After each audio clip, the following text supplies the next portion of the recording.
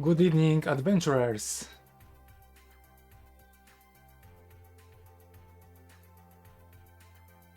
Welcome in another Too Many Hours stream.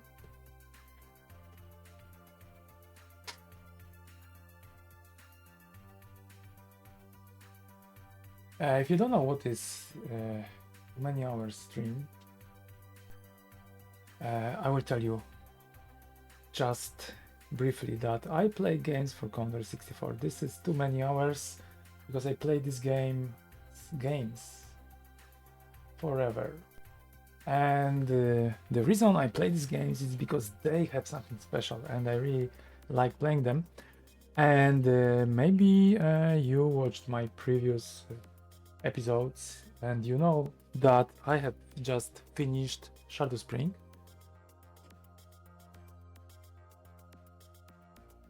And that's the game I played for too many hours. I think I had 70 hours to play this game on Commodore 64. Still, this version is slightly different than the version for MS-DOS or Apple, I guess. There are a few differences. I'm going to talk about it today. I didn't play any other versions though, so yeah, I'm just going to rely my information on what I got online or also from friends. So keep it in mind, please. Anyways, I also managed finally to get the copy, which I'm going to show you now. Before I bought only original disc and I had the original manual, and I really wanted to have just the box version. And I started to collect all the SSI games from Strategic Simulations Incorporated. So this is one of the boxes which I was really looking forward. The game wasn't too cheap. It cost me like 120, no, I think 100. I need to check. I think 150 even dollars. So it was a lot. But yeah, I just decided that I want to play this game. So and I want to have a box on my shelf. So if you really want to buy this game from me, the other one without the box, I can sell you quite cheaply. And it's working. I also preserved the other version and I have removed the copy protection just so I was able to play it on emulation. I didn't want to play on the real hardware. That was one of the reasons. Also, the other reason was because it was just this game is just just takes too much time to actually play on the real hardware. But hey, here we are today. I'm going to actually play this game as like it would be in the 80s on the original hardware. Tonight. I have few saves over there, so I'm also going just to check. I already loaded the game, and I hope you will like it because it just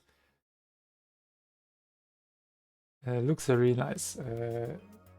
To check what were other games, because my players in the party, they were able to get to the level, I guess, yeah, that was level 10, almost level 11 at the end, because I managed to that's maybe the wrong word. I end up almost at level 11 because I was kicked out so many times from the Ralph's tower that I needed to go back and forth, and that's why my experience of my party increased significantly. Also, this game I can play with a joystick, so that's really great thing to just see how it really works. So today is a real hardware. This is my Commodore 64 setup. This is my disk drive. Don't worry, these candles are fake. This one are real though, so I need to be careful a little bit. And I'm using actually not my original CRT, which I wanted to use, because it got broken recently. I don't know what happened with the screen, but it looks like kind of crumbled piece of paper. So unfortunately, I'm playing on using the HDMI connection to my monitor. But yeah, that's the only thing which is kind of modern. Everything else is original. Also, yesterday I wanted to test this setup before going online today. And unfortunately, my brick, which is the power supply, also got broken. It didn't actually. I think there's some problem with the power. I guess I will try to see if I can fix it, but there's not enough power. So yeah, the Commodore 64 was not booting up. I was a little bit afraid that this is something with my Commodore 64. I tried with another, and was the same. I thought that's maybe a cartridge because I use final cartridge also. So I was like not sure really what's happening. But then I changed the PSU, the power supply unit, and everything is fine actually. So this is just the problem with the power supply. The old power supply, you shouldn't technically use the old power supplies, they say, because they can really break your computer. But I was able to survive. My computers were able to survive. So let me show you the box first.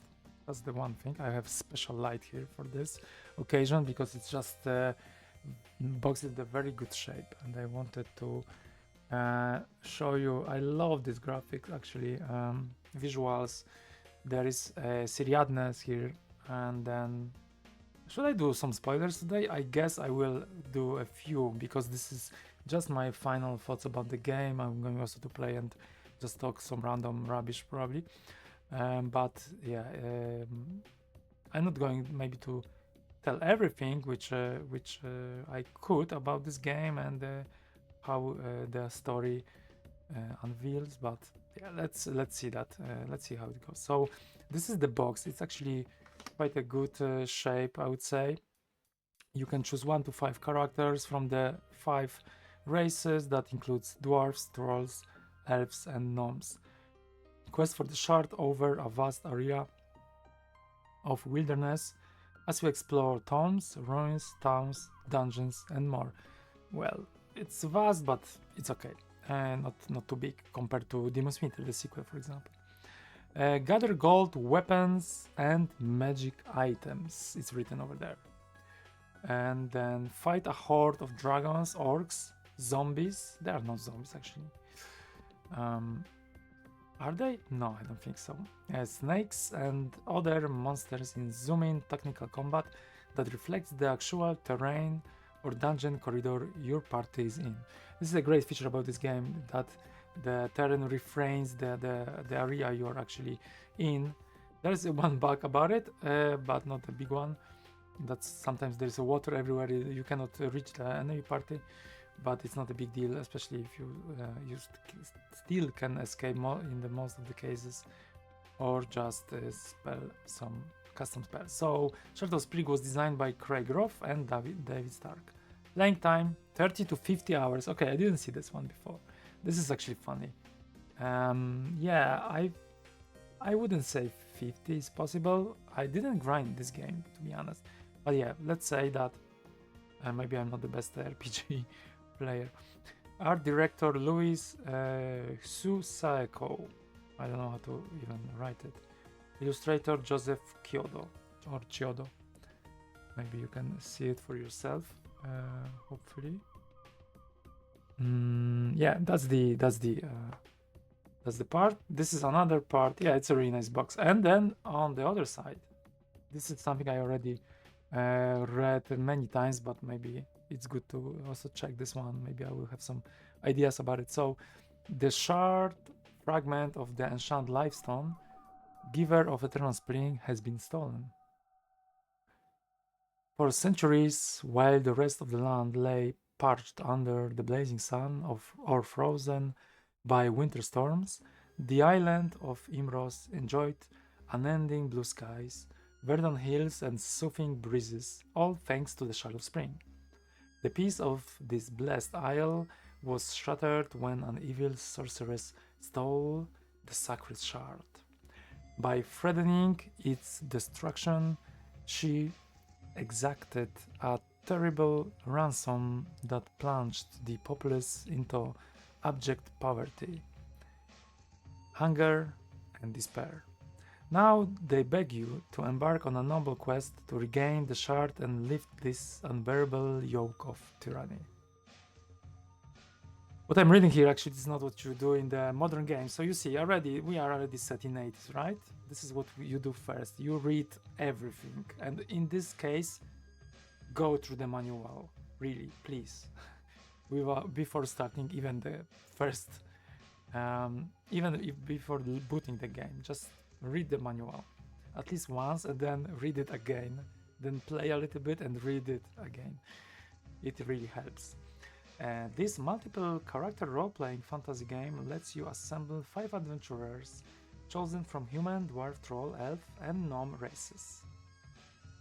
Endow them with different combinations of speed, strength, intellect, endurance, and warrior/wizardry skills.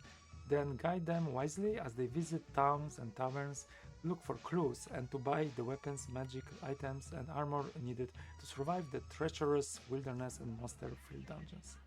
Yeah, I want to say that there are not too many clues in the towns left, but okay, fair enough. It would be nice if there would be a little bit more of the context in the game. Anyways, let's continue. This game boasts a first in fantasy gaming. During combat, the screen zooms in to show an up-close map that duplicates the terrain features of the overall map. If the strategic map shows your group to be in a specific corner of a dungeon with a door on the left, the tactical screen will have that exact corner and door. Shadow Spring promises an exciting adventure that anyone can get into right away, yet has enough options and depth of play to keep the action challenging. And it's written here that the screen displays shown are from the Apple. Displays from the other computers may vary. Apple is a registered trademark of Apple Computer Incorporated, made in USA, and there are 3 screenshots here. So first of the screenshots here, it's what's written here is that your party is camped in the wilderness. And looking at the screens, indeed, this is April 2 version, a little bit different, but most of the time everything stays the same.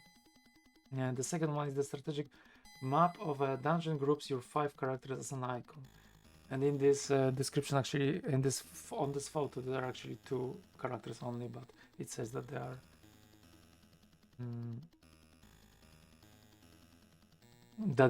there are 5 of them. That's a detail. It can be up to 5.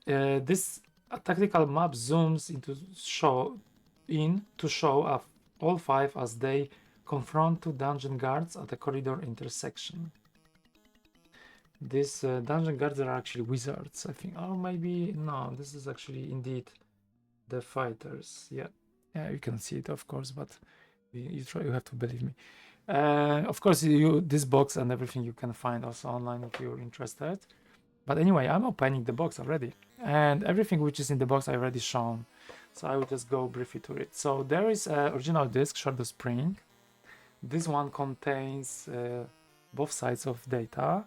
The back side contains the game disc, and the front side is the starter disc. And I already loaded the game because I'm going to reload it a few times today, so I wanted to shorten this time. The second second side, I mean, doesn't have anything. And then I actually got 3 discs with that. They are character discs because you have to have 1. So I'm going to check this today. There are a few parties written there. Maybe something else. I really have no clue, to be honest. But so I'm going to check that briefly. Also, this is this funny thing that I can put the discs like that, which I'm not going to do probably, but just for fun. I never thought I can use C64 vent grill for just putting my disc like this and then swapping them. Of course, it's a vent, so I shouldn't stick to all of the holes, just so the computer can it's not going to sweat that much. One of the interesting things maybe is that I also get the label here with the price label. Trying to make the better focus. I'm not sure if it's going to be visible, but it says this is from electronics boutique games and gadgets, and I bought it for 160, I think, dollars, but the price here was $39.99. Yeah, I was thinking to maybe try to find a cheaper copy, but actually I got more games from the seller, and I even got two for free for the price like 110 each. So then I decided, yeah, let's go for this game because it's not that common, and also the shape. Look at the shape of the box; it's amazing. So this is Shadow Spring 64, and there's something in the parentheses D. I don't know what it means. Some code anyway. So that was inside. So that's a really nice kind of addition. I bought these games from US. I also needed to pay tax. That was painful, unfortunately. And this is the Shadow Speak loading and special instructions. This is the Commodore 64 version, of course. Yeah, for Apple, I think, and maybe MS-DOS, you use escape key, but in Commodore 64 version, it's F1 to do the escape key. But I think the rest of the thing is the same. You can use joystick, which I will try. And then there is a business reply card. So this is the one you can use to register the copy. There are questions like, what game is this card from? That's obvious. What computer was used to play this game? That's also obvious in this case. C64. Please, maybe I should try this on 128 next time. Maybe, maybe not. That would be actually funny. Probably should boot. Please rate the following aspects of the game, and then 9 is for excellent, 1 is for poor, and there are 3 things you can write down here. So I can assess this game based on my own experience. So let's see. First of all, playability. I think playability is quite high. Would be nice if you could sell things in the shops that would really increase the playability significantly, and maybe for leveling, yeah, this is not really great. So it's a little bit hard with money and so on. So scale of from 1 to 9, I would give it maybe 6 or 7, I guess. I still enjoy it. The exploration of the world was really nice, and exploration of the items, that there are not too many items, but there are few, maybe not too many weapons, I would say, but in terms of items, there were few interesting items. So I like it. So I would, okay, let me give 7. From the perspective of 80s, of course. And then realism, from the perspective of 80s. Okay, let's do it this way. This is so hard. I actually was a kid in the 80s, so what do I know about the realism? I don't know. What is realism in this case? Is it about not about the graphics, I guess, because graphics is graphics, but a little bit probably should be put into the score.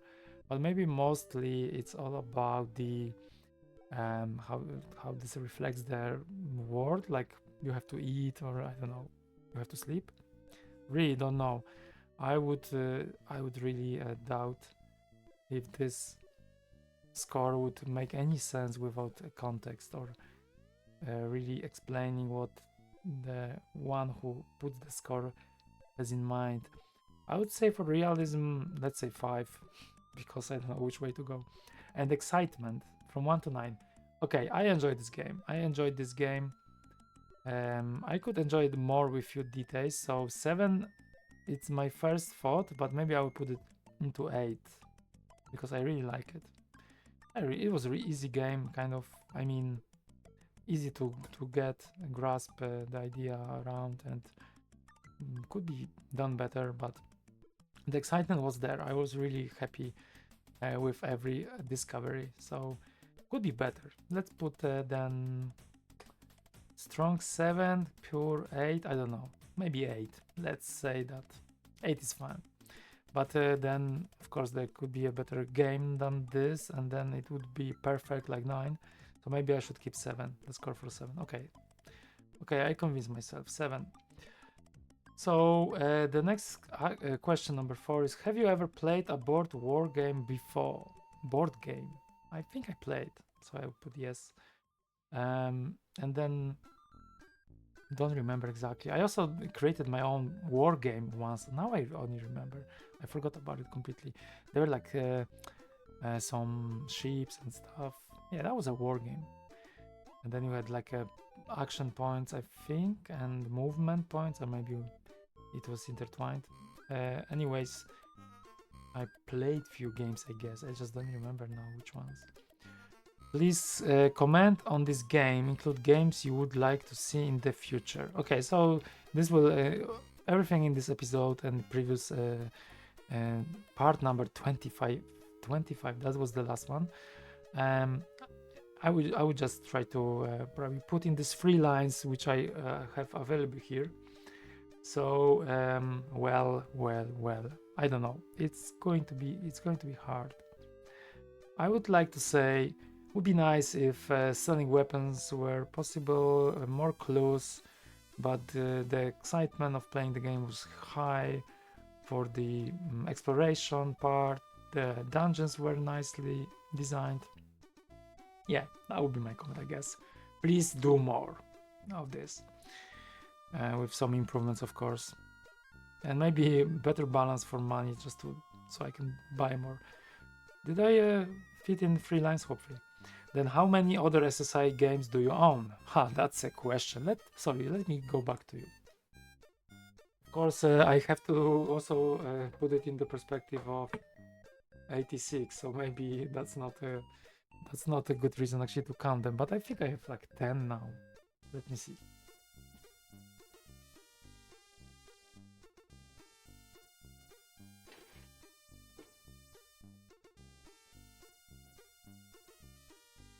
Okay, check, done. I have 10 plus this one, so 11. But looking at when they were released, I think probably before 86, not too many. I think 84.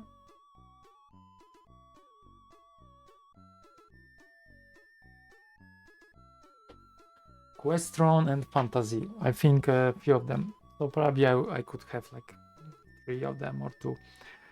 And then where did you learn about this game? Friend, retail store, SSI catalog. We're going to check the catalog soon.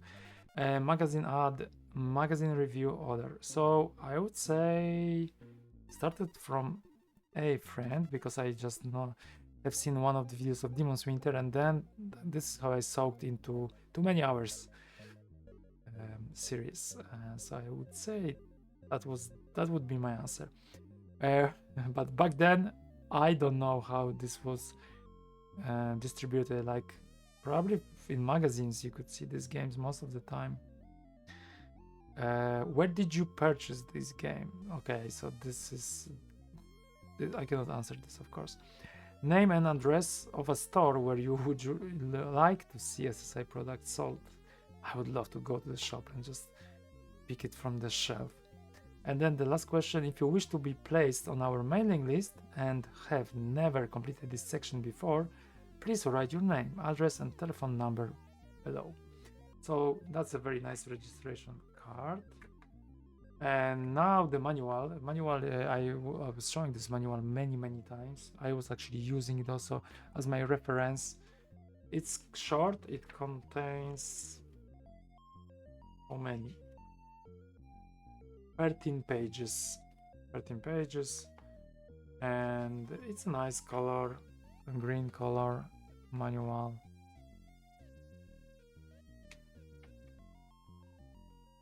I guess it's the same for all versions. Maybe not, but I guess it is. Characters, classes, traits. There's a lot of information to read through, and then you have all that warrior skills, which are very important, then wizard skills and spells, magical items, other items, not too much about the items in the manual, so you have to discover a lot of this stuff by yourself, which I found annoying and really funny at the same time, especially when I used unknown weapon on my enemy, and apparently it was actually a positive kind of boost for the enemy. So then that was the only way to learn. Better to test on your enemies rather than on your anyway. Outside then, and the combat, because combat is the completely different part of the. This is like a second game kind of. This is. I also work on my own RPG game on level, and I also noticed this is really kind of. There's a connection between these two kind of mechanics when you have skills and stuff, but you just design a second game with the combat. It's completely something different than just walking around. Of course, you could incorporate. There are a few games who are doing that in one kind of view, but this is not the classic way of doing it for sure. Town, how taverns, inns, the resurrection in towns, shoppers, healers, this kind of stuff. Guilds, this is very important. Yeah, I think this is actually the manual which is not computer version specific, because it tells here about pressing the escape button, and for Commodore 64 there's this extra sheet of paper which tells you that escape in the Commodore 64 version it's F1 here. So I guess this is just the one manual to rule them all. And then hints on gameplay, and this is very important. This shouldn't be at the end. This should be like before the game begins. If I would design my own manual, I would just put it even on the on the cover. Check for hints first, or before you start, read this section, something like this. That will really help. And there are credits for all the people, and at the end, of course, appendix with all the information you're going to need, the experience levels, the minimum spell points for each spell, which is also of course available here next to the spell. But I actually never used this table, to be honest. I never used this table because sometimes I didn't know which spell does what, so I needed a description as well, and there's only the name of the spell.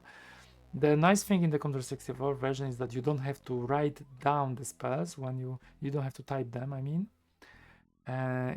but you can just select them, so this is cool. And then statistics, tables, effects of speed. Actually, first time reading this. Max number of attacks. Oh yeah, okay. This kind of breaks down if you have 3 points speed. Yeah, 3 points is 1 attack. So yeah, that's kind of useless, to be honest. Bonus damage by strength. Okay, this is this one I never actually look into. For 3 you have -2 bonus, but for the strength, the damage, I mean, no, I'm saying correctly. For strength of 15 you have +4, and for strength, maximum strength of 20 you have +6 bonus. So this is how it works. And then chance of priest dispelling. Okay, maybe that's something also good to consider. Dispelling. Also, is there a chance of resurrecting here? I don't see. That would be all useful, really. So for dispelling, yeah, this is interesting. Depends on the intelligence points used, on the intelligence of the priest, and the level. The chance of priest dispelling is changing with the percentage. That's actually quite interesting. I would never look into that, but now looking at this would be nice to actually check this reference once or twice to just have some idea. Maybe then based on the level, yeah, you cannot do too much. You cannot put more points though, so this is kind of useless, but it gives you idea if spell is going to fail most likely or not. You would use it anyway because that's always increasing a chance of killing someone in one hit. That's what Dispel works. Dispel Undead, that's how it's called. Max SP gain per level for wizards. Okay, so this is like intellect free, then max SP gain is free. Okay, so it depends on your intellect, you're going to get more SP, but this is the max, so it's still randomized. And then max HP gain per level, so this is also max for fighter, max for wizard. This is based on the endurance. Okay, that's actually interesting mechanics. So it's not really linear, kind of, I would say. If you have a high endurance at the start of the game, there's a bigger chance that the HP will go higher. Oh, that's a nice connection. And then percentage chance to hit by skill. By skill. So if the skill is free, there is a 12% of chance to hit. And from behind is 24, so twice. I really used it to attack more from behind because it also adds +3 points of damage. But I didn't know that there is also bigger chance to hit from the behind. Then I would use it more often. And then skill 10 to hit 40 and from behind 52, for example. And for skill 15 to hit percentage 60 and then from behind 72. So the behind doesn't skyrocket that much later on. At the start is like a double, but then it quite fast goes a little bit slower than the chance to hit by skill for hitting from the front. Okay, and then race advantages, disadvantages. So this is very important actually to do it before starting the game. Human and as a class to choice and then to choose, and then bonus skills none, but there's a 2 plus speed plus 2 intelligence and plus 2 skills plus 2 of skills. So yeah, for wizards like -2 skills but 5 plus intelligence. So yeah, this is also interesting to always find some kind of a balance, and I used all of the races just to play with all of them. And at the end there's a combat options kind of quick reference, and then outside options also. So this is quite interesting to also read this manual. I would like to play this game again maybe one day, but who knows. I said that this is the last time I play it on the original, and the first time actually on the original hardware, but maybe it would be nice to play it. I actually wanted to play it also on the original hardware, but for some reason, but with not with the disk drive, but with the SD2 IAC, which is like a SD card emulator for disk drives. But for some reason, unfortunately, I was not able to save the game. It didn't save. So that was, I would need to investigate what would be the problem for that, but I have no clue. That's why I also, because my idea was actually to play on the original hardware, I found that with the final cartridge, the loading time is much faster, almost like on the original, on the emulation. So I thought, yeah, I'm going to play on the real Commodore 64 with joystick, but unfortunately, saving wasn't not working, and I didn't investigate it further. Of course, I don't want to use the real disk drive because it would be just too much of hassle, and also switching the sites takes time, and also yeah, I don't want to break this original, especially discs, even though I could now copy, because I removed the copy protection. Maybe actually that's something interesting. I don't think that the remove the copy protection did that, because it still work on the emulation, but it doesn't work on the SD card. So no sure really what was the cause of it. Anyway, this is the last thing, catalog, and this catalog contains some of the games from fall 86/winter 87 from SSI. And yeah, it's fabulous. It's a fabulous catalog. I really love them, and I have a lot of them actually from all the boxes I bought. So there is first section, new games and new conversions. So there's Apple and C64 now, and Atari in November for Warship. That's some warship game, some battle. I mean, naval warfare in the Pacific from 1941 to 45. Then Gemstone Healer, C64 now, Apple in November. And then for Atari, October, and for 64 November, a game which is called Wargame Construction Set. Oh, that's interesting. And then also Apple Intermediate available in December, North Atlantic 86. So they are all war games here mostly, or action game. The Gemstone Healer is a kind of RPG slash action, more action RPG. Then Fantasy 2. Okay, so this was already in 86. Also Apple II C64. Really interesting. I have this game actually. I have all three. Maybe I should play Fantasy next. What do you think? What I should play next? Then this is also the original Fantasy for Mac now, Atari December, and IBM January. Apple C64 ST introductory. Also Apple. I don't really understand this, but I guess it's going to be there. 3 new versions. Okay, so maybe it's already for Commodore 64. It was already released in 86. I guess I will need to check. And then Shadow Spring, that's the one. New IBM. So yeah, it's new indeed. And then the last one is the Rings of Zilfin.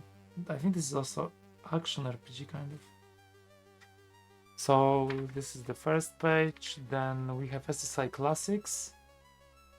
So Gemstone Warrior, Fortress, Computers. What is there? Bismarck. And then the Warp Factor. Eagles, Galactic Gladiators, Combat Leader, Computer Baseball, and Cybernetic Electronic Devices. What is this?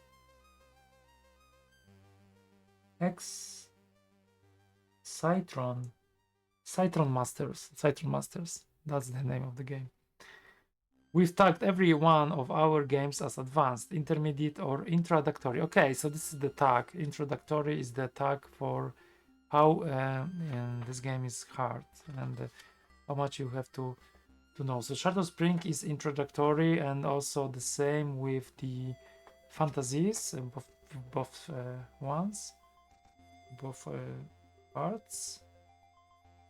Okay, mostly the war games are kind of advanced or intermediate. And then fantasy. This is of course, for me, the most interesting part here. Fantasy games. And for fantasy games, we have Questron, of course, Gemstone Warrior, Wizard's Crown, and Shadow Spring. Again, Fantasy 2, Rings of Zelfin. So everything again kind of copy paste. Just a different kind of selection, let's say, and it's more. There is more.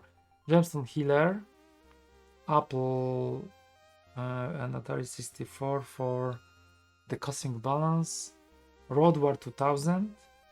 It's a really great game, and Imperium Galactum, President-elect, Family Computing, Cartels and Cutthroats.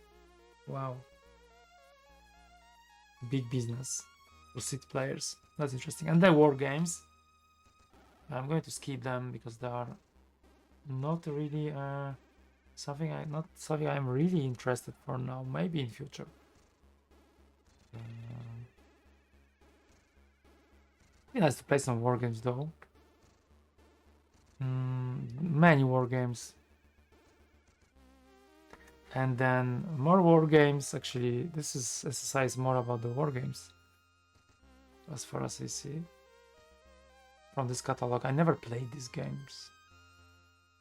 I only remember Theater of Europe, but not sure who released this game. We need to check. And more war games. And then here we have war games and sports. And sports. Okay. And then there are some data disks, which is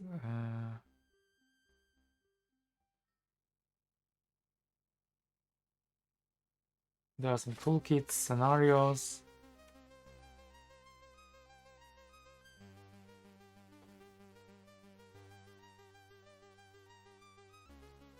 I need to read it carefully. It's interesting. And there's Apple, Commodore 64 games on discs. Everything is on the disc. Nothing on the cassette. It was really not popular in the US back then. Atari ST, Atari 400, 800, 1200s, Macintosh, IBM PC and PCJR. I'm not sure what it is. And Commodore Amiga, one game for now, Computer Baseball. And Speed Demon, the kind of advertisement at the end. This is the card for Apple II, which speeds up to 3.5 times the normal speed. Great. Okay. Yeah. I also if I'm now in 80s.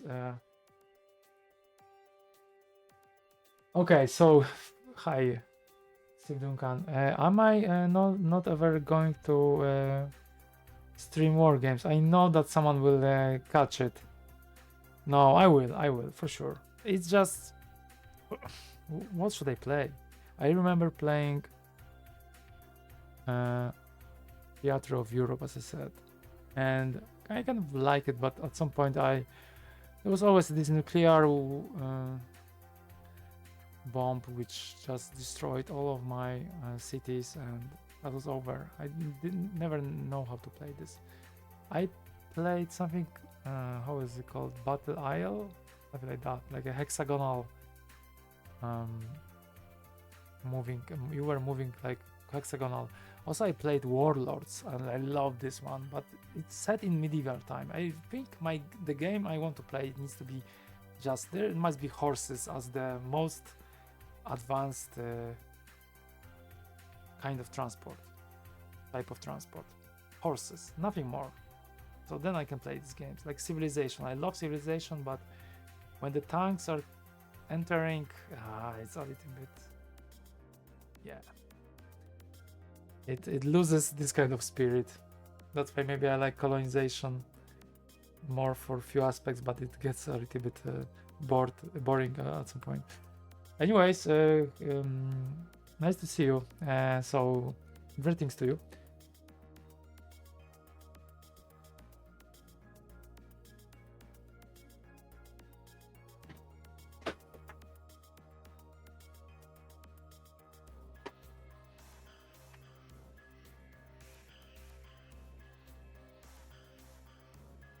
And let's imagine that it's 80s, and I think if it's 86, and I already, as it was in the card, how many games do I have from SSI? Then I would say, I think Fantasy is 85. Okay, so I could have Fantasy 1 at this stage. Then Fantasy 2 is 86, and I think it was already released, so I could have also Fantasy 2. Maybe that's the two games I should play next. And then I have Fantasy 3 as well, but it's later. So we are in 1986, okay? Then Questron, that's one of the best games I heard. Where is the release? I cannot see the release date. Let me check in the manual then.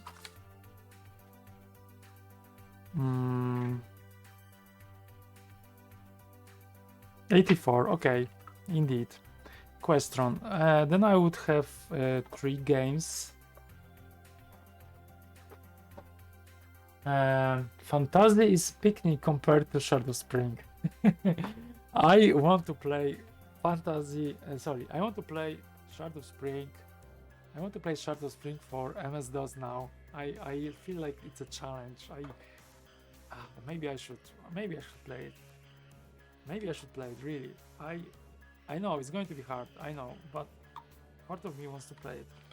And then, no, question 2.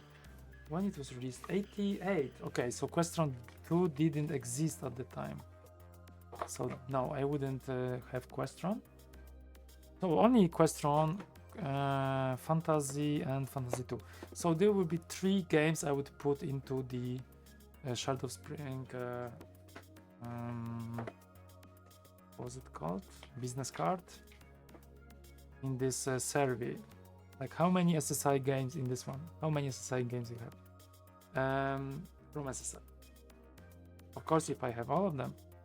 And talking about because I checked the manual actually, and there are pretty interesting things. Like, for example, chance to hit by skill. Like, you can from behind, you can be hit more times.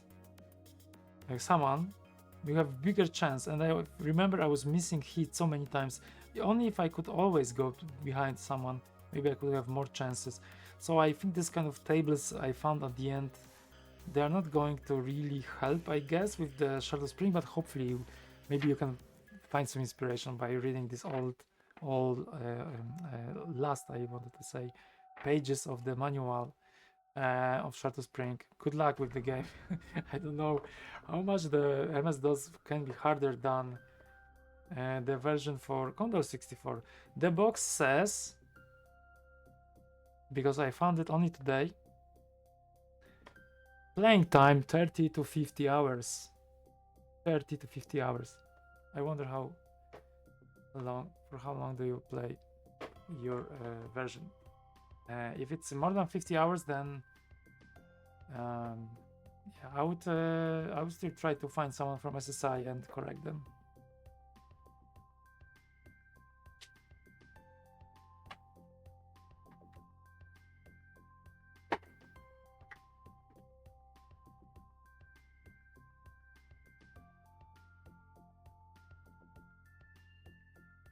Okay. Yeah, on 64 version, indeed, as I said as well before, you can you don't have to type. But they removed that in Demon's Winter for Commodore 64. You needed to write column of fire, column of fire, column of fire every single time without the misspelling to do a spelling. Unintended. Yeah, I know. I'm a fast typer, so that was not a big problem for me. It's like the game Type of Death, which is House of Death, House of the Dead, and the shooter, rail shooter from Sega. There's a version you have to type words to shoot head of the zombie. And yeah, I think it's a good way to practice. But it's annoying, I know. So I'm going to just switch to the Commodore 64. This is the real Commodore 64. Okay, here we are. Also, I don't need this light, right? Too much light. Let's see if the dungeons will be as scary as they are when I will turn the lights off.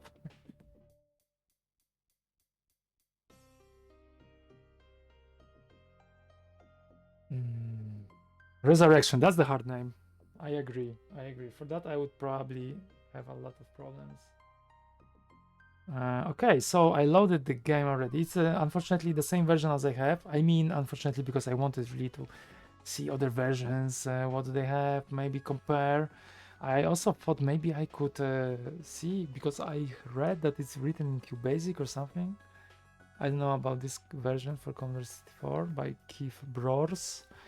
But yeah, I would like to change a few things in this game. For example, selling weapons. For example, Another one. Of course, what can it be? The better balance, yeah. Because this is just really hard to buy stuff. So probably I would just even go to the, probably there's a table somewhere with the prices. I would just make some prices lower. So I'm loading the save. So I have 3 disks. 3 disks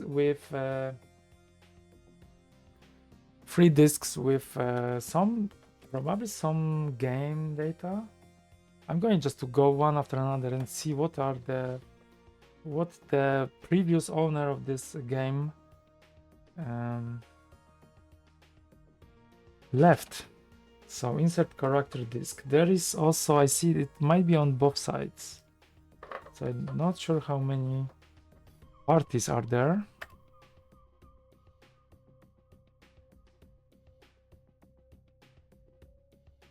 Okay, so party number 5 is probably the party which is by default added when you create a character disk.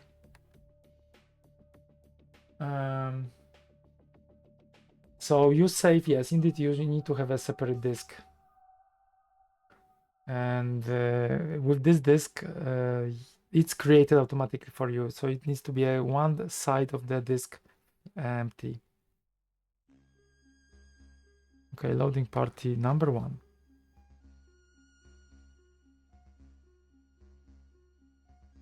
And the character disk was not included with the game, so you needed to have a spare disk somewhere.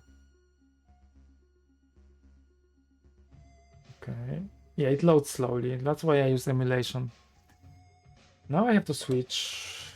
But yeah, it's 80s. It's 80s. Also, in 80s, there were electricity was quite expensive, I guess. So that's why I use candles. I'm talking rubbish. Oh yeah, second side. You're right. I put on the first one. And I am going also to use joystick. I have joystick, which you can play for Commodore 64 version, which is crazy. Press on the key.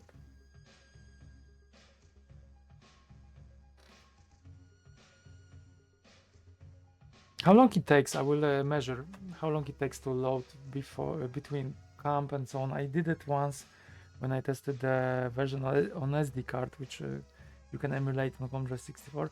But this is from the real hardware, from the real disk drive, 1541 2. That's the drive I use.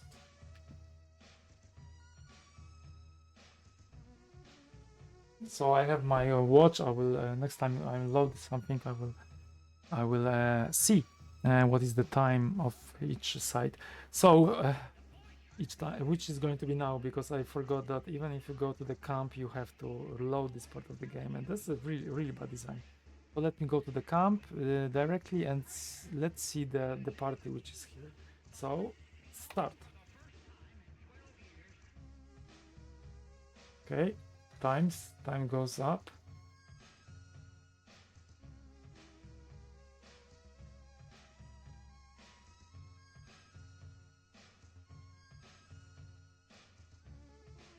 I think it will be 40 seconds. Oh, it's 20 seconds. Okay, 20 seconds to load the camp each time.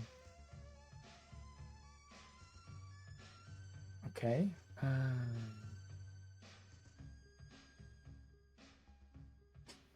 Yeah, it would be nice. As you said, Sir Duncan, MS-DOS version is instant. Even the menu is different. The command menu, I mean. Yeah. Yeah, I noticed. But if the camp is instant, that's amazing. That would be something, of course. Yeah, this is the next thing on the list. Probably if I would like to do fix for this version, I would like to also try to find a way so the camp is just also instantly loading. So what do we see here? We have 5 characters. Let's run through them and see. So Netar is level 8. So actually this is quite advanced thing. And I also in the manual I also have seen this And the very last page was actually quite informative, which I never used by playing the game. That there is a connection between max SP gain per level for wizard. So for example, if the wizard has intellect of 10 points, then the max XP they can get is 7 points. For example, this is in the table at the very end of the manual. Also for gaining the HP per level, this is also interesting. This is based on endurance. If your endurance is like 10, for example, fighter can get max 7 points, and wizard can make this upgrade, like let's say, can improve for max 5 points. And if your if your endurance is like 15 points, it's 15 points exact, and then it's 11 points max of HP for the fighter and 7 for wizard. And also there is a percentage chance to hit by skill. So if the person has like 10 points of skill, then there's a percentage of 40 points, and from behind it's 52. So yeah, this is statistics, of course, but it's also interesting how it works. I didn't read that before in this manual. So this human is speed of 19, quite good. Strength 14, average intellect 15, endurance very low, but it already shows that it's only 41 points of HP, and the skill 14, and then HP is 41 out of 41. Okay, so he's full 11,000 points. So the next level, let's see, when is the next level?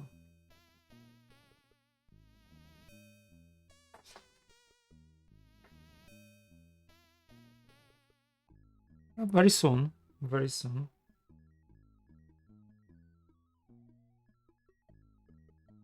Actually, it already, I think he already can, no, how does it work? Yes, level 9 is in 1000 points. Not bad. And what do you have? Sword? Just the normal sword? Come on. You should have sword +2 at this stage, I guess. Dark vision. Yeah, sorry. This is the 200 sword. Okay, that's fine. Red vial, blue vial, and then plate +2. This is great. This is the first thing I also did at this stage. It really helped me to survive when I put all my fighters with plate +2. You can buy it quite cheaply. This is the best investment I did during my gameplay. And then next one, Mir 10, human fighter, speed 17, strength 13, endurance 11, skill 19. This is much lower experience.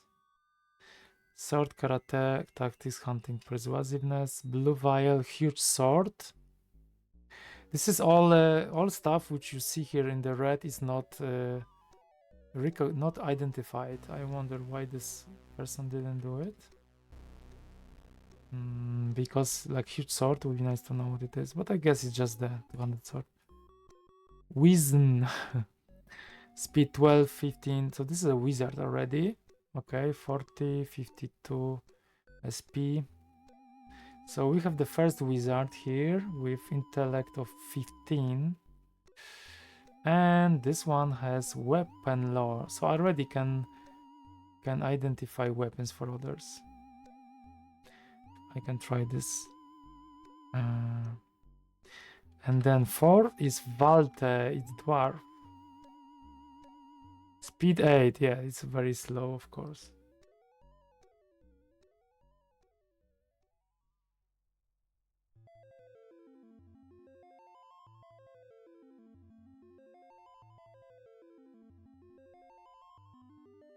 Yeah, that's the talking about indeed the selling weapons. This is that was fixed in Demon's Winter, and I would also if I would ever like to enhance this version, that would be the first thing I would do, just to give this ability to sell weapons.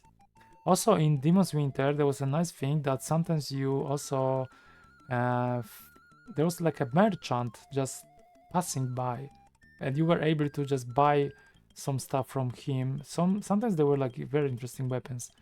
You just walk somewhere and then, oh, there's a merchant, and you were able also to sell. Or did you? No, I don't remember. I think you were also able to sell weapons, so that was good because you didn't need to go to the city, back to the city to sell.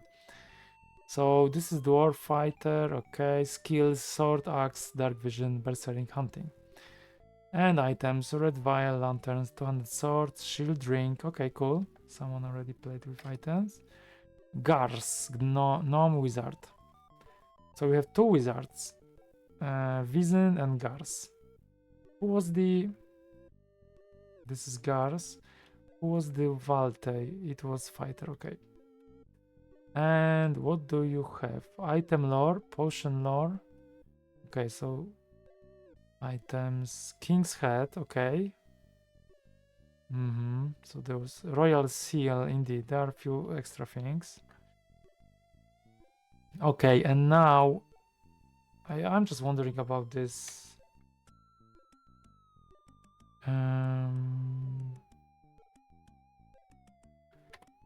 What was it? Huge sword.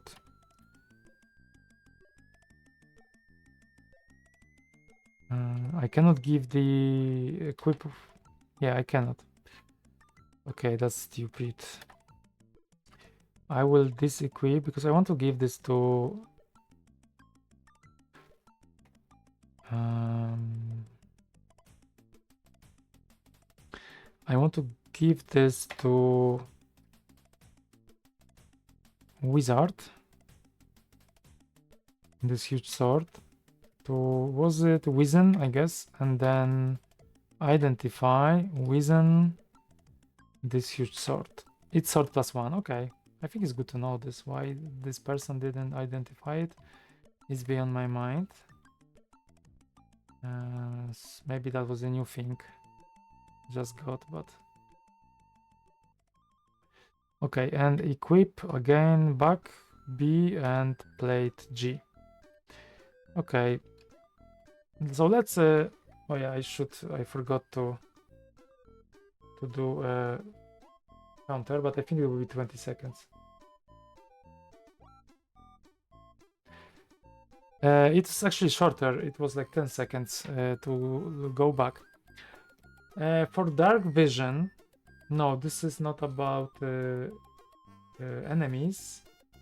This is about something which I don't know exactly, because in Demon's Winter this is used as a magic torch, so you would be able to just see more in the area, but I don't think there's really a need for torches in this game, at least for Commodore 64 version. It never helped me, so I think that's also another thing which is actually broken. I didn't actually put it on the list of the things which I think they don't really work.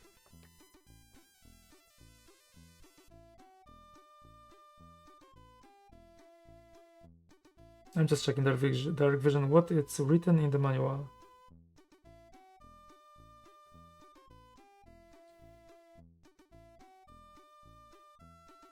What is it actually? This is a... Oh yeah, this is the skill, I guess.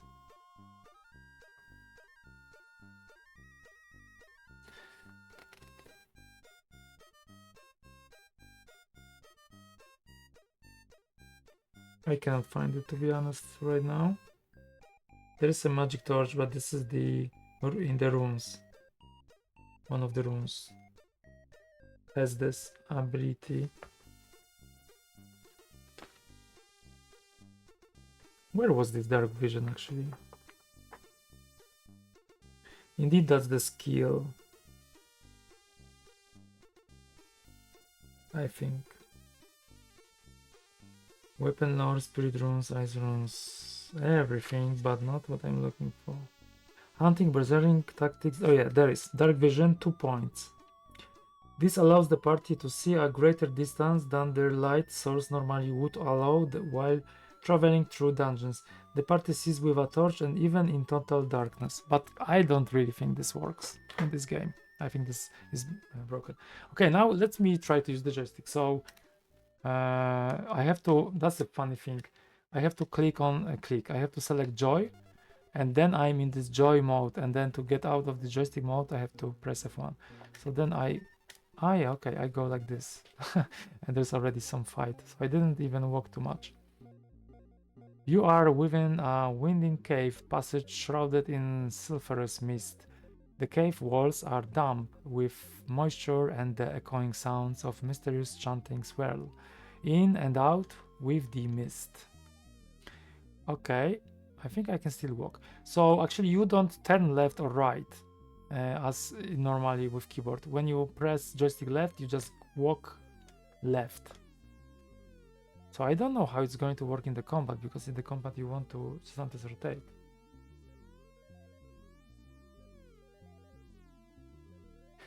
Yeah, in my own level, in the game I'm working on, I had joystick. At some point I dropped it in 2021. I checked that recently because I got the question from professor, Italian professor from university. I forgot from where, sorry for that. But he told me, he sent me an email actually, that there is a way. Oh my god, such a hard fight. He told me that there is a joystick, like you can use joystick with 2 buttons, and I know about it, but I needed like a 2 fire buttons joystick, and I don't know if they are really that popular, probably more popular nowadays. And I also thought like, oh, maybe keyboard is better for some reasons. So yeah, I was not sure, and I just dropped this joystick feature. Okay, so this is how you move. How do you attack? You press fire. Okay, and then I have to go, I guess, to attack. So I attack. Okay, so I guess it's only when you want to lie on the bed and don't use the actual keyboard. It's kind of useful in this game. And now I have to do F1. Let's move. Oh yeah, I forgot that I don't turn. Gars.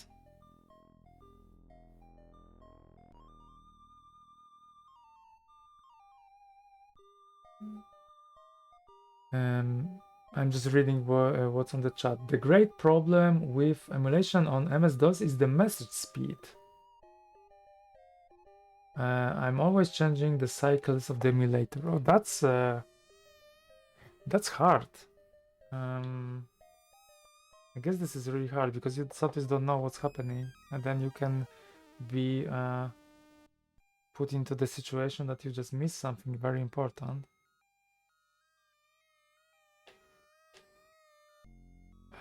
How do I cast spells? C. Okay, and you see I can just go left and right, and this is amazing. So what can I do? In the first round, of course, I cannot use any mass spells like Firestorm because this needs some recharge.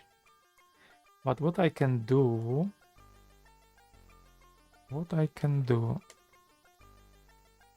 Weaken, Spirit, Strength...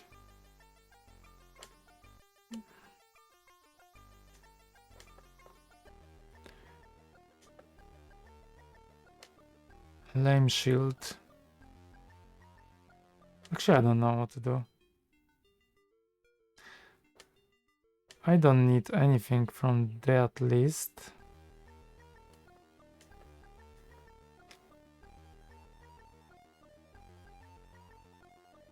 Maybe I'll wait for the next round then.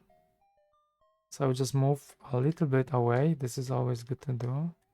Also, in this version, compared to Demon's Winter, moving is really, really slow. It's really slow. In Demon's Winter, you can very fast move. Like the keyboard is more responsive. So when you press once, then it already does the move, and the next thing you do, the next action is already taken into account. And here sometimes I also had this issue that I pressed too fast and the command was not actually taken into account, and sometimes I moved somewhere completely else.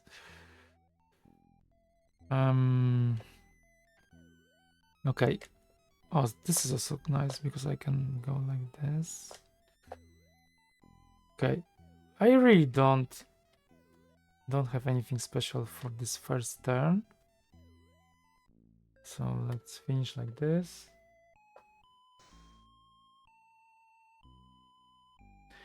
Yeah. That's the problem with the Demon's Meter as well. You have to type column of fire every time. And I don't know why they did it, because they already have the list of all the spells, right? They needed to compare, or maybe they use the sum control.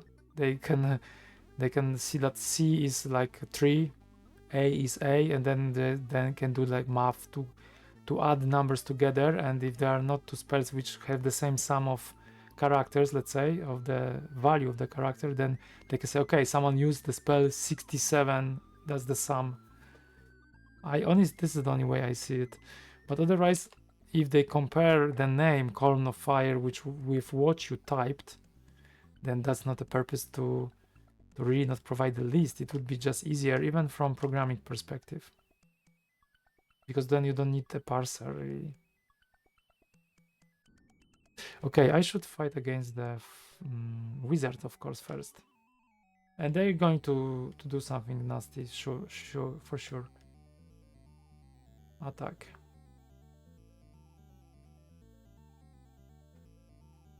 Okay, this is really not great start.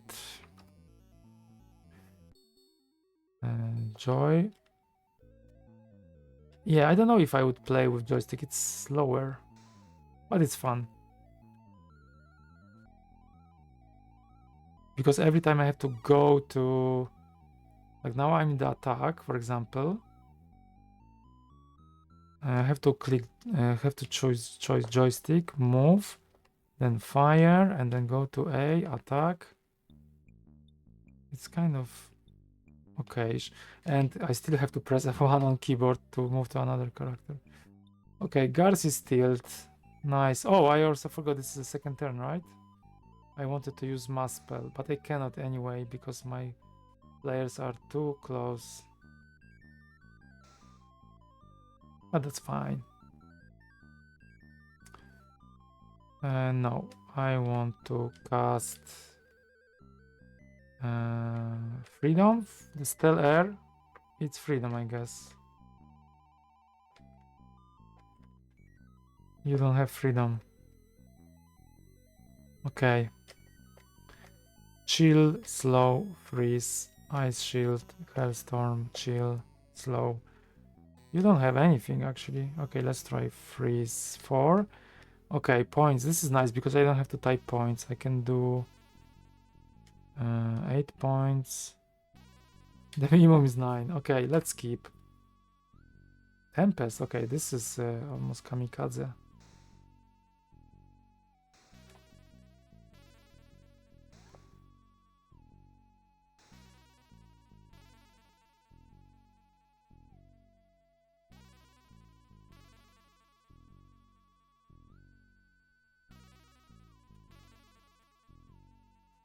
Oh, I also don't have to go to get out to attack. I can also press the direction and I'm already automatically attacking. So that's actually convenient.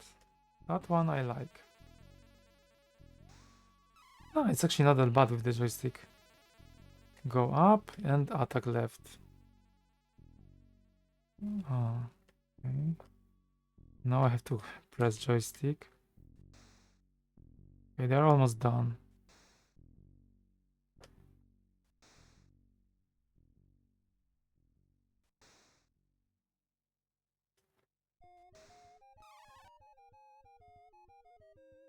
Okay, F1. I can also exit and go to F1, so I don't have to actually press F1 on the keyboard. It's just the option I have to navigate through. So yeah, this one you can. How was it? Cast.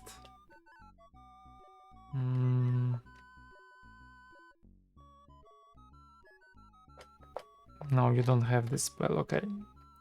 That's actually kind of a problem because I cannot. Oh, someone died.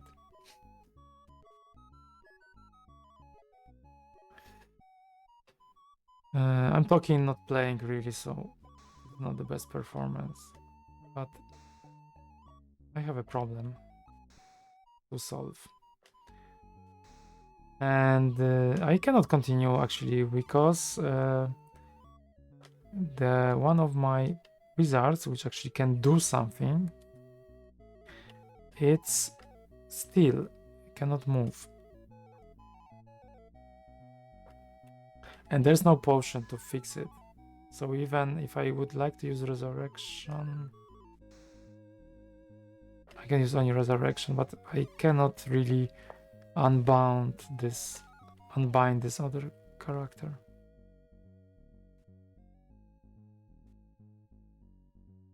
You can heal in combat. It's just that this wizard, because I didn't play this, this is not my character, this is something which I found. This character doesn't have healing. It's kind of useless wizard. The good wizard, the other one is still cannot move, cannot do anything. That's why I cannot continue this. I would need to go to city and fix this bind. Okay, it's loading now.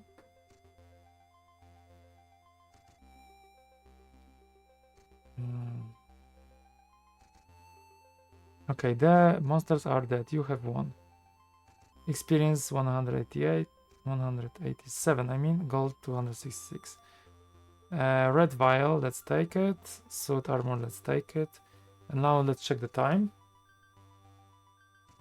This is where after combat, going back to the dungeon.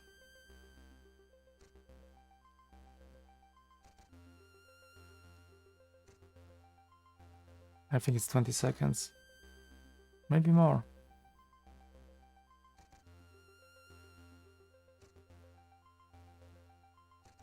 Huh, is it 40?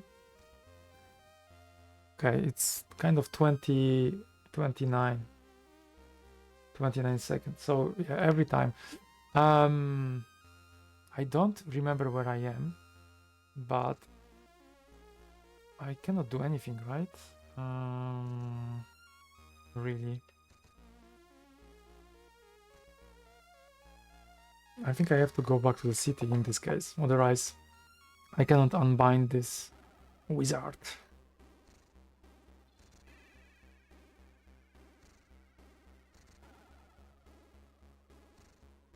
Yeah, I didn't heal on combat because I was just talking and didn't really like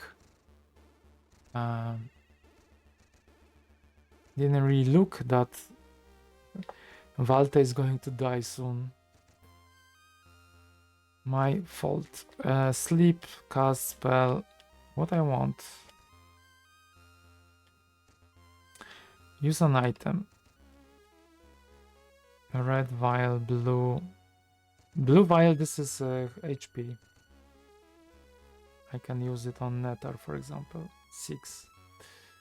Okay, and then how can I exit from here? Oh, this is a problem. You cannot play fully this game in joystick with joystick. Here there should be an option to exit from this or go left or right with joystick, stuff like this. I have to press F1, so it's not fully well done. Option, menu screen. I mean, okay.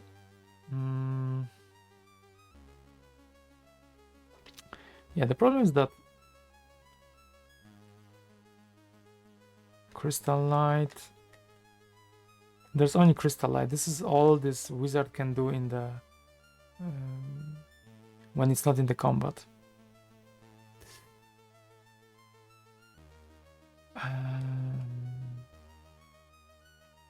Incapacitated.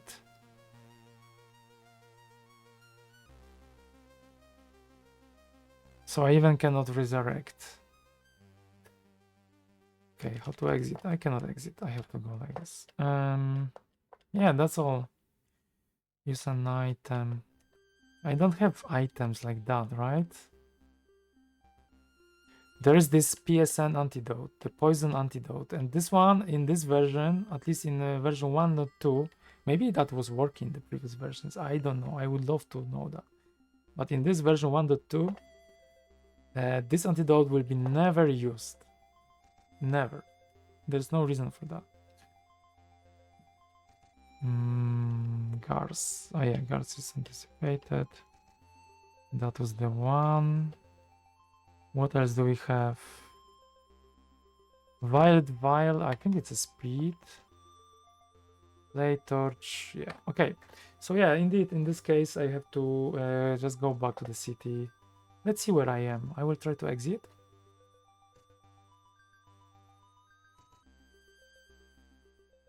Because I don't remember this place, to be honest. Yeah, there's a description. Again. Yes, I know.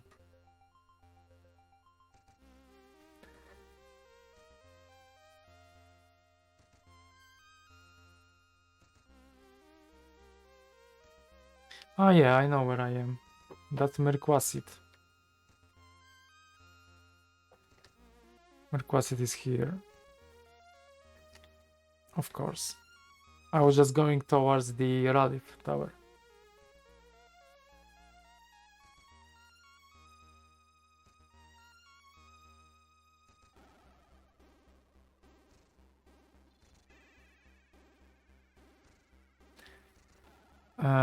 Okay, Mystic Shield, Yolor's Healer, that's the one. Okay, let's try to do everything with joystick. Valte, this will cost 520 to resurrect. Let's say no. I will try to unbind Gars. It's cheaper, it's only 61. Okay, and then let's see if because I should shut that before actually. It has spirit runes, so it can resurrect. Okay, let's exit and try to resurrect. How long it takes to get from the city? Is it like reloading the whole world, or is it? It's 8 seconds. Okay, and now I have to go to the camp. Another loading time.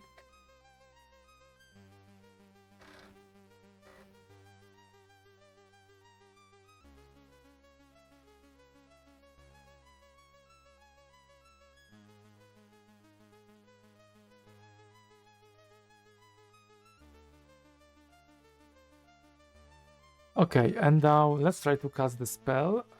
So, Mr. Gars.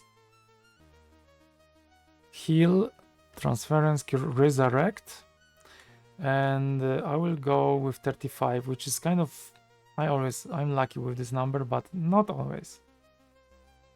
And let's try on Valte. It's revived. It works. So it only cost me 60... 60 kind of pieces of gold, so I still have a lot of gold. I will try to use this useless blue vials. They don't bring too much of health points, but always something. 5, okay. Use item now. Not this one. Can I go up as well? Yeah, you can go up, so that's cool. You can go from the end of the menu, which is faster. You can skip to the last position from the top. At least this one is good. 4. No, this is what I'm saying. This is not really too much points you can get from this blue vial. But yeah, I have some, so 9. Oh, that's probably maximum. I never seen as many. Okay, Wizen, do you have any blue vials? No, you don't. So, how much points? Oh, much more. Okay, so now I will use cast. I will just cast healing. Also, no, casting is not good. I could go to the city and let's see how many nights I need. I don't remember. Combat. I wanted to go back in the next turn. This also happens sometimes, that you're not going to get enough HP points back and you're going to combat, back into the combat. Okay, with whom do we fight? Why this needs so much loading time?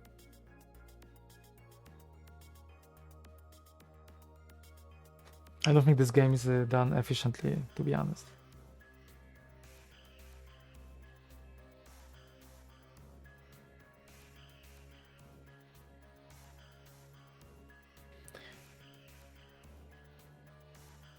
Okay, we have few wizards. I will try to play smarter now, but I guess I'm not going to continue after this combat. I will try another disc save because I still have 2 discs and to check with characters data, which is interesting. Okay, I guess first of all I should check how far they are because I want to use the mass spell. So if I do mass spell here, attack on this point, then I can surround all of them and not to hit my own character. So I have to be really smart now. Okay. So going joystick up, left. Okay, I will block, attack.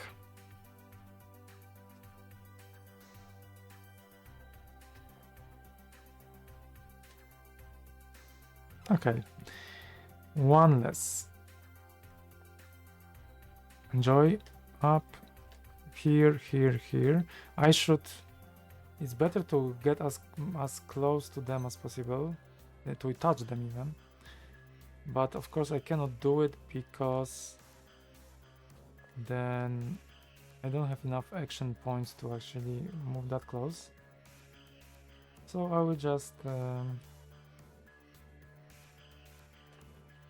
spread as always. Okay. Okay, at least they want to engage. Okay, cast slow on Gars. That's fine, kind of.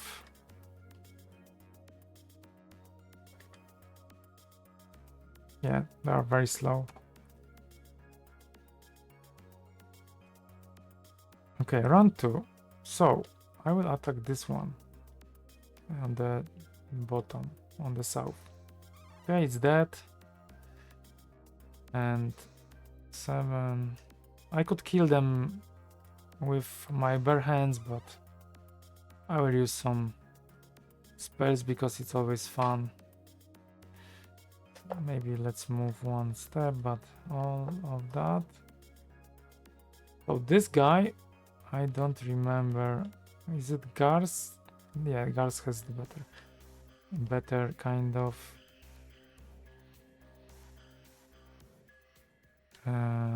asset of spells. And let's try to use this Firestorm dice.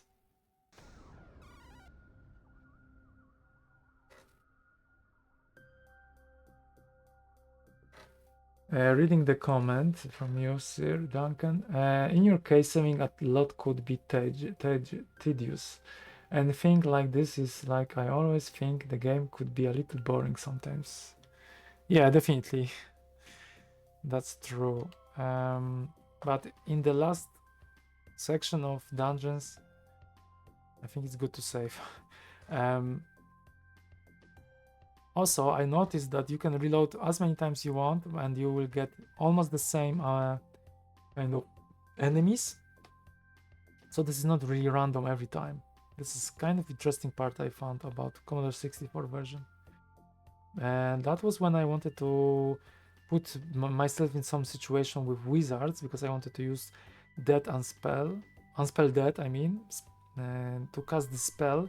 So I needed to have only undeads, and then I tried to reload the game just to prove one thing about this spell.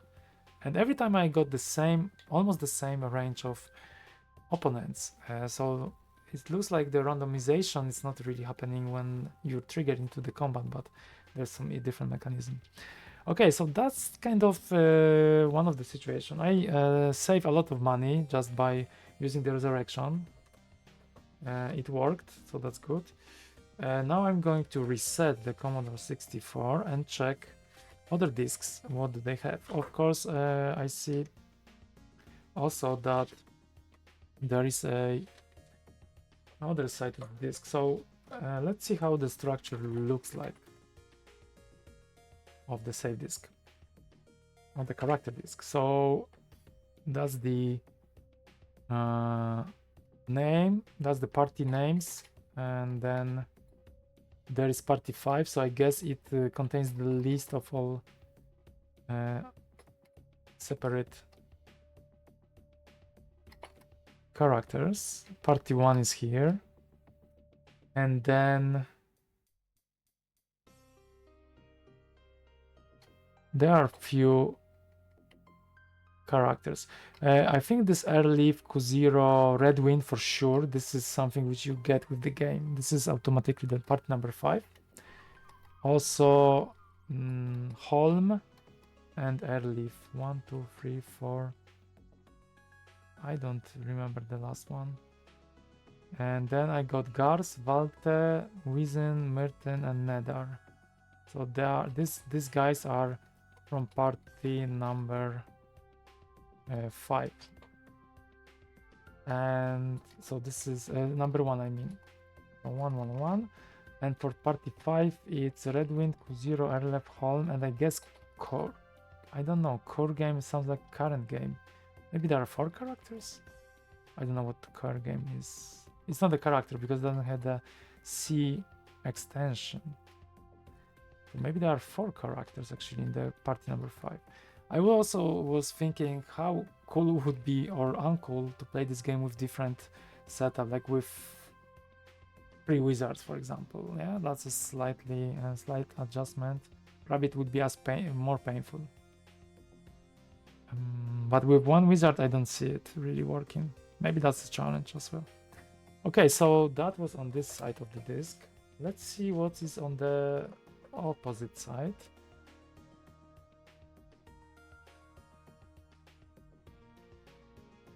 There is something. List.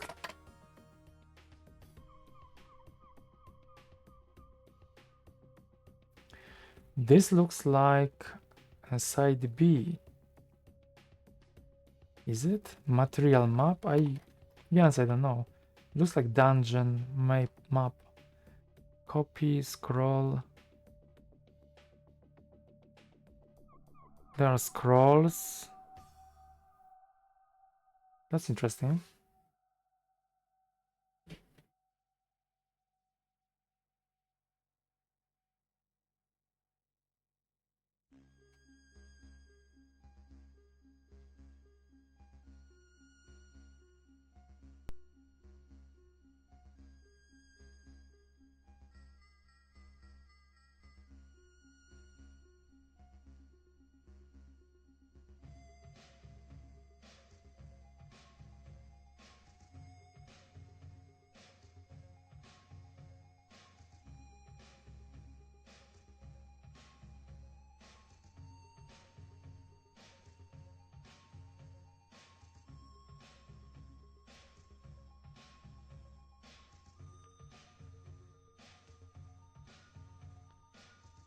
I'm going to check how the disk structure looks on my emulated version.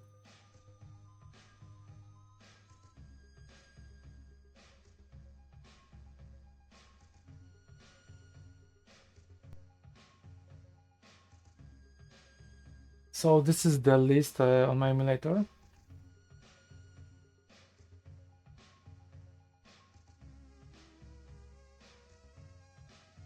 I see there is also this character list, but I guess this is copied into your character disk.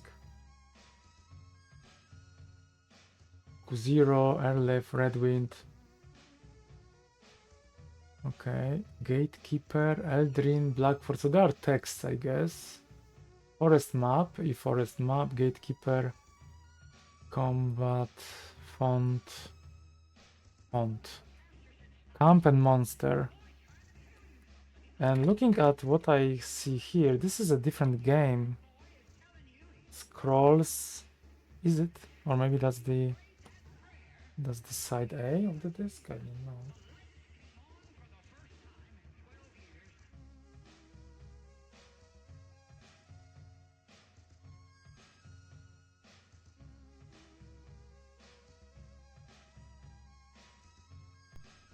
Yeah, it looks like it's a kind of different game here. I wonder if I can find it.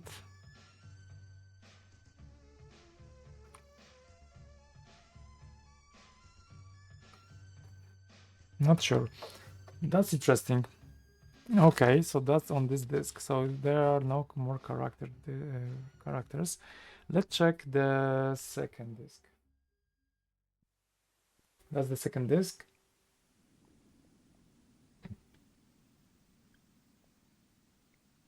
Scotch floppy disk. It also says character disk. Maybe that's another game actually. It's always interesting to find some games on the disks. Too many towns. Maybe Question. Maybe. Party names. Okay, this is also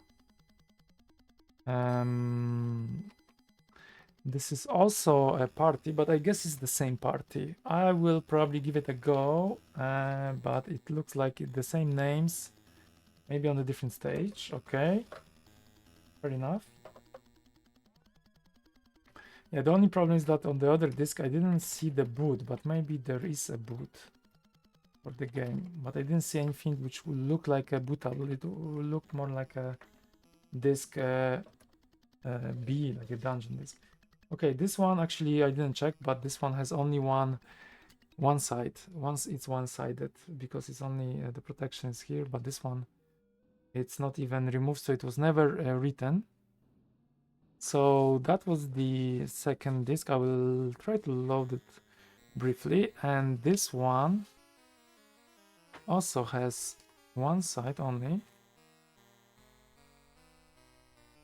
Oh yeah, okay. I see some short character 3, short character 2. Only now I see this. Short character 2 and probably this one I don't know where it was. Short character 3. There's a label. Fell down. So let's see this one. This one didn't have the second side, but this one also has something. Is it the same character? Party? Looks like the same. Okay, so that's not really exciting. All of them are the same. I will still try to load just for fun to see.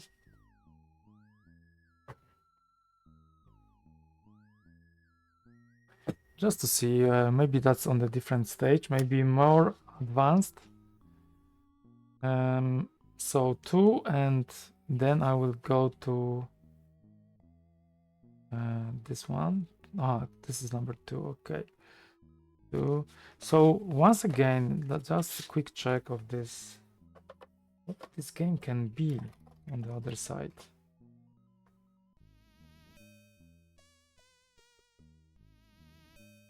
It's a big list. So many times. So many towns. B, scroll A, scroll DNG, dungeons, town, light map, nether map, material map. Okay, so this is something, it's something about nether map, light map, material map. So that's probably something to check what it can be based on this data. Anyways, I will load game again, then also measure the time.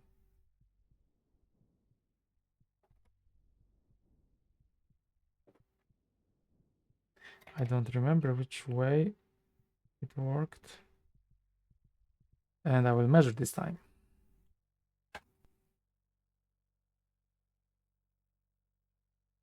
Yeah, you have to run.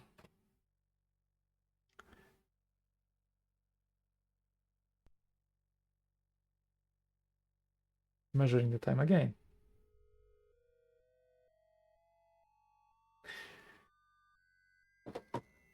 Maybe these characters are more advanced. Maybe that's the end of the game almost. So which disk?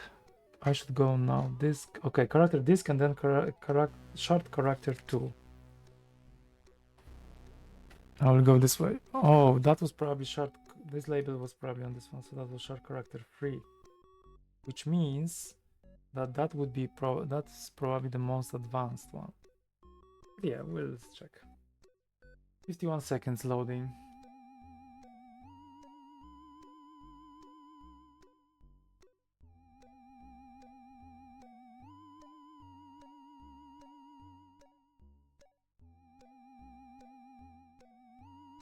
Only if there could be a timestamp somewhere. Okay, 1 minute, kind of 11. So this is also each time you want to reload the game, you have to reset your computer. Okay, and let's continue on the other side. Switching I'm not counting the time when I'm reverting, but it also is taken into account.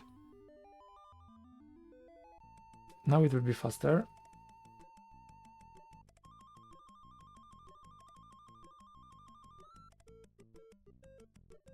I mean, if you have a lot of time, then you're in the 80s.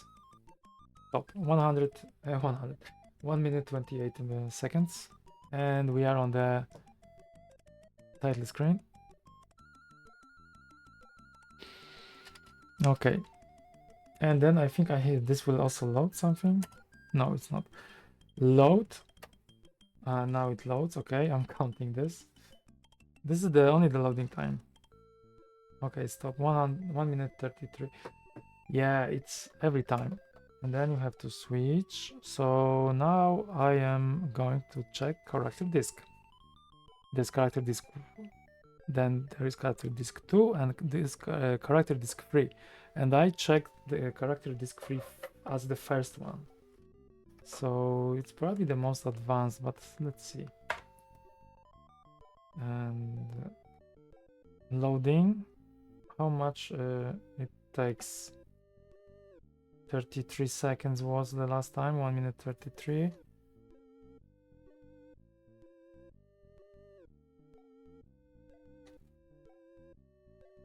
I can count that it actually loads each party member separately. Okay, 1 minute 57, and then I have to switch back. Shard of spring disk side B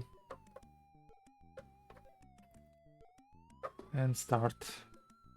So this looks like if you want to reload the game, you have to spend almost 3 minutes.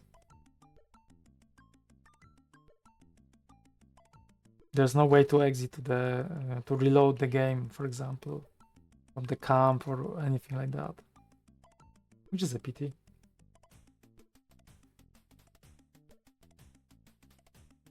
Stop.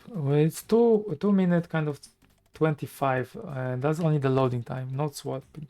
Okay, I already you know where we are. And you know where to go. I think that's just before.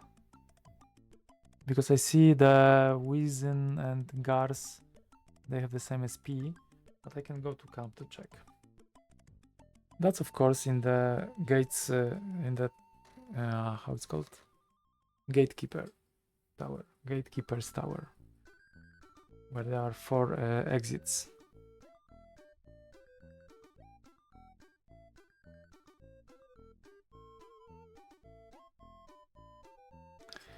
Okay. So nothing special. Indeed. Nothing special. Nothing special. It's the same. It's almost the same. Yeah. It's the same state. It's just few steps before. Don't remember how many, but that's a detail. Okay, so that's not really exciting.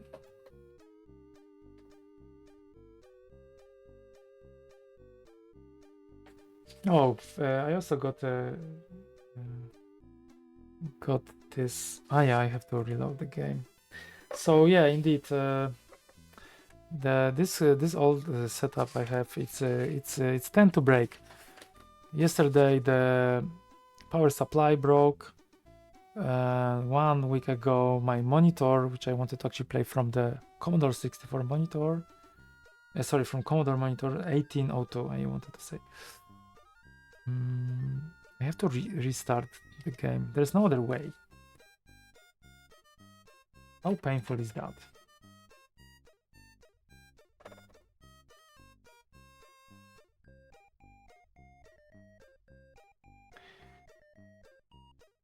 I will check the last save, but I guess it's going to be the same.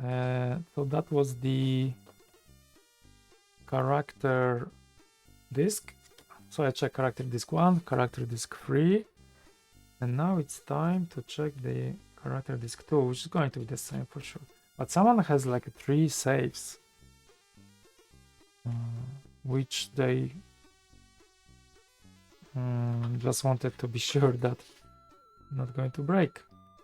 Party, I guess. They can always go back. So 3 disks were used for that.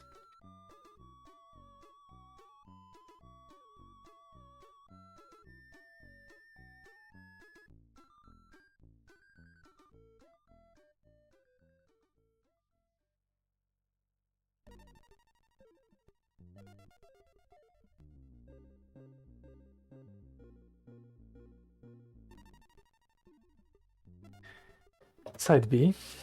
I mean, if there would be an option to play for 2 disks, because there's no copy protection on the second side, that would be cool, because you could just have two disks, if you have, of course, 2 disk drives, and just do it without swapping. But yeah, this game is too early to even accommodate this kind of possibility, and this wouldn't make any sense if it's a 1 disk for the whole game, because they would need to give 2 copies of the disk, or let you know that you can do this trick and copy the side B. Okay, let's load the shard character 2. That's the label on the disk, on the character disk. I guess I will play just this save a little bit longer, but not too long, because there's nothing interesting. And then that will be all for tonight. Play like in 80s, but I didn't draw any maps because I already have all the maps drawn.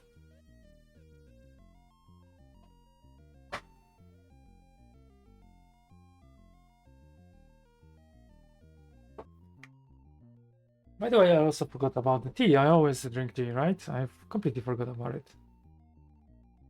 So it's time for to warm up a little bit in this autumn time, during this autumn time.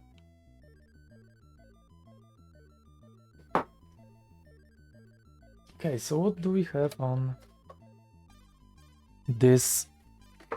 This charging the floppies is actually takes time, but I forgot to use the C64 grill. Exactly. I should just keep them here on the grill of the ventilation grill. It wants me the side B. Of course, I also do mistakes, and I put side 1, not side 2. Okay.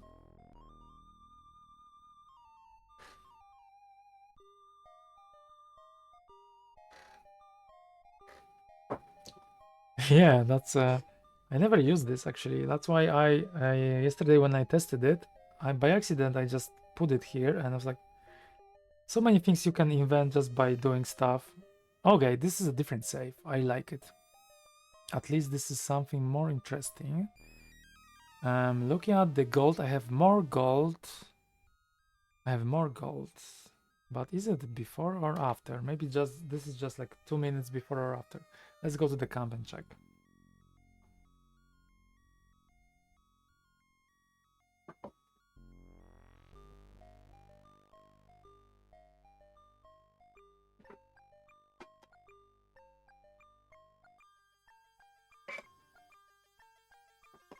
Okay, so I'm in the camp.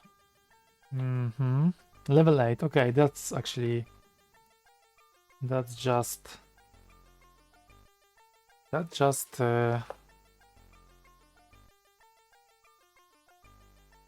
yeah, that's actually the same. It's the same situation. So not really fascinating. It's probably just before there was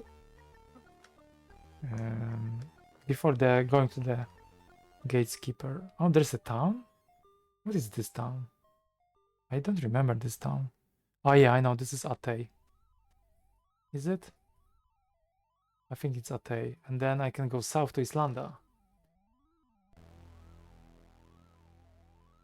Yeah, really close to the end of the game.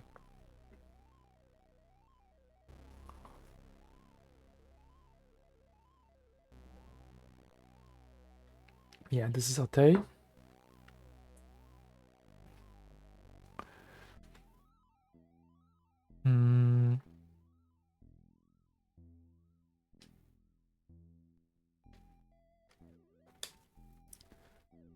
No, this is not what I wanted.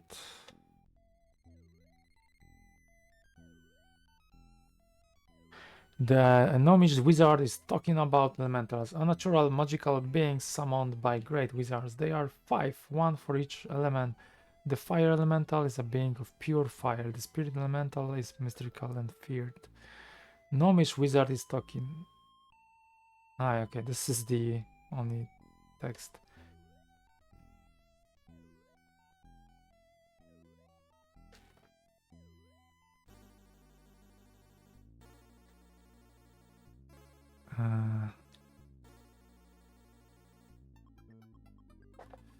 Okay.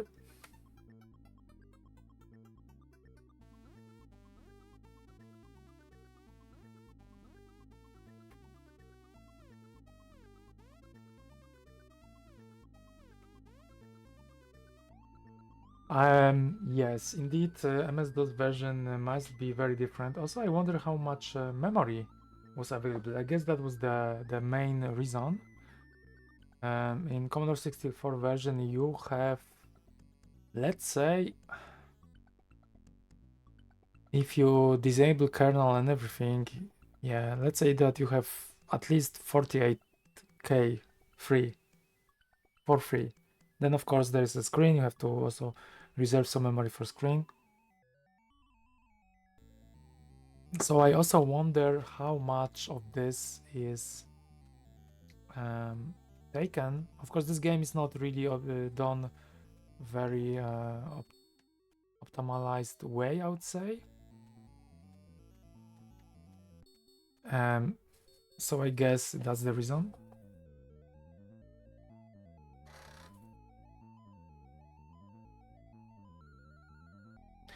There's more detailed river in the C64 version than MS-DOS. That's interesting. But still, for enemies, I think they look almost all the same.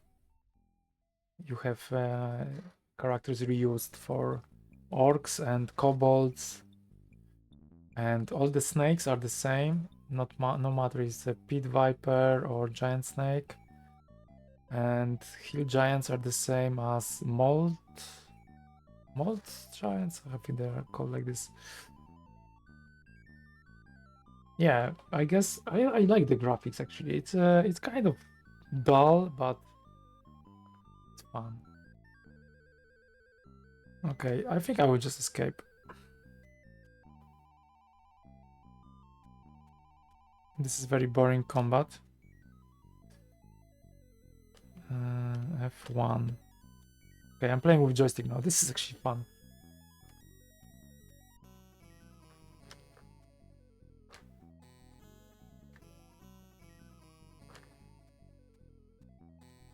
Actually, I like joystick. Maybe I should do it in man level as well. I just had the problem that I need two kind of fire buttons. One for examine and another for commands.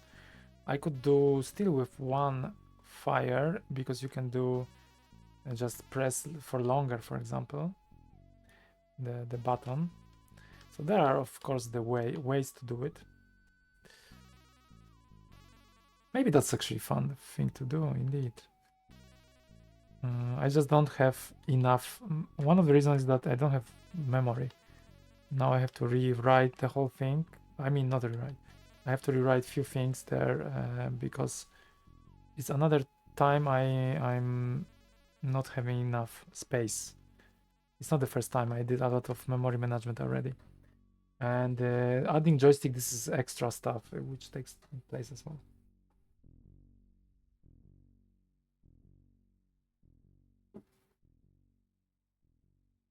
That's what you said about being eager to discover Wizard's Crown has more boring combat.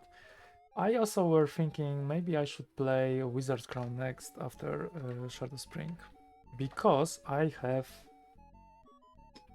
both parts.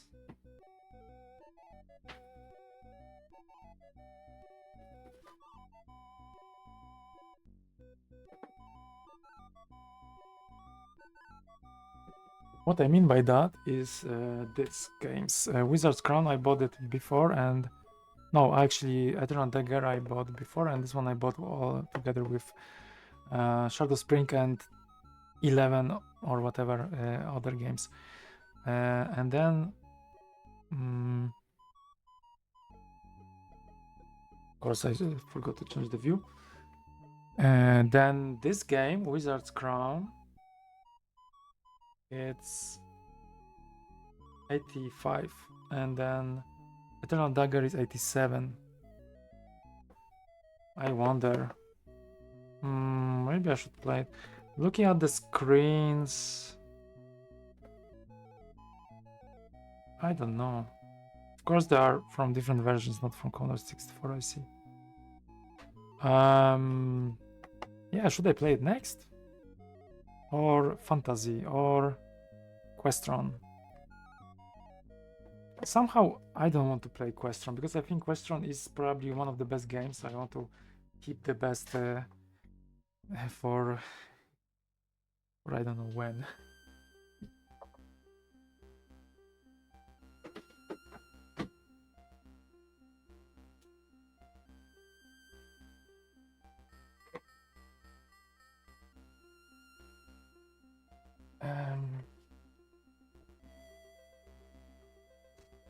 Yes, I have the sequel. I don't know if I told you that, but too many hours is just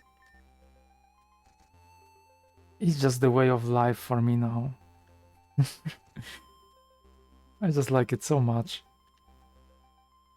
To just play all these games and I want to have all of them. I'm mad. I'm really mad now. I need a lot of candles to play Questron. All right. Actually, today before starting today, I already thought like, okay, I really have to invest into candles, and that's why I bought this fake candles. So I'm halfly secured. I have also rechargeable batteries, so I can deal with that hopefully. Okay, so this place is easy. I just don't remember exactly, but I think I have to go like this, And now I have to go down, yes. Too many hours. Yeah, also, if I would have the same knowledge now and replay these games, I wonder if it would be the same amount of time. I mean, probably not, probably shorter, but would it be like 10% time less or 20? I really don't know if I play this game quite well or not, but probably not. I'm not really good at RPGs, so yeah. Oh my god, look at this. Wizards. These wizards are can cause some troubles.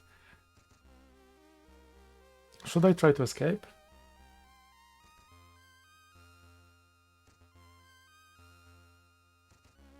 So for Islanda, you said that yeah, you want to go here.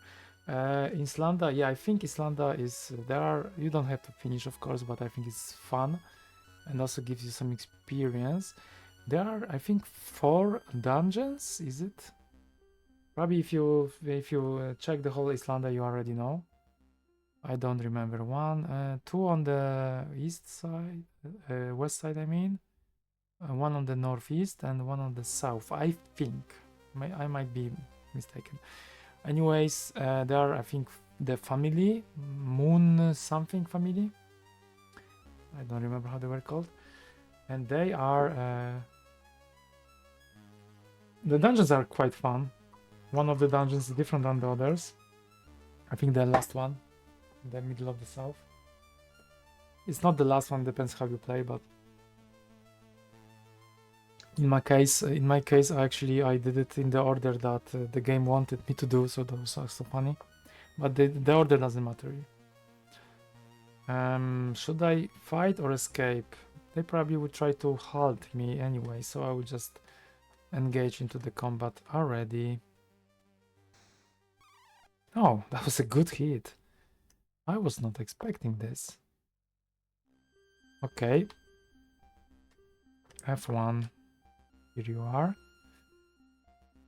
And joy up. Okay.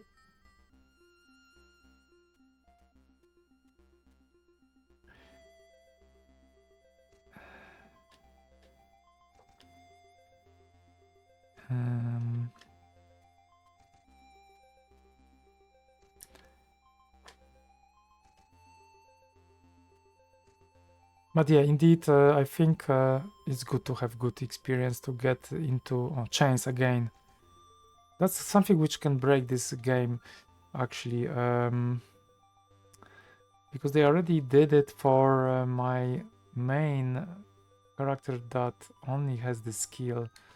So I cannot really continue like this. I would need to go to the guild and get it for another one. Is it metal? I think it's metal runes.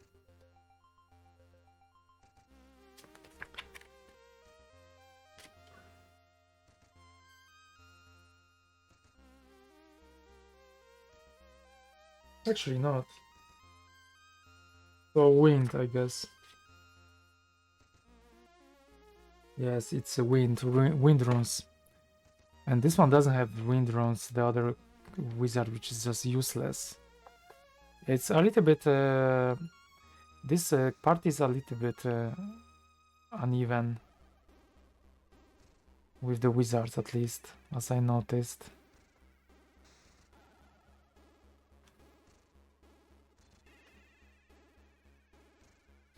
Only if there would be a potion to fix this. But there is not such a thing. There should be always a... maybe not, it depends on the game, but it's nice when there is always alternative for the spell. Like a potion or item.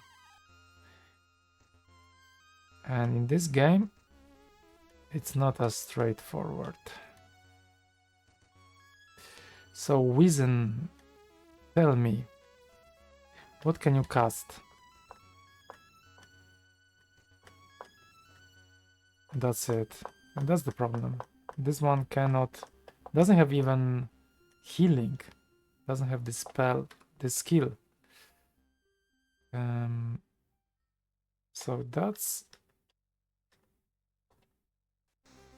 it's really hard to move with this party anywhere. Thank you very much, Sir Duncan, for being here. I'm going to finish soon anyway. So enjoy Shadow Spring for MS-DOS. I mean, I wish you, because it's a harder game, which I know from you, and this is something which brings me to the question: should I play it for MS-DOS and just spend much more hours? I am not sure. Probably I shouldn't.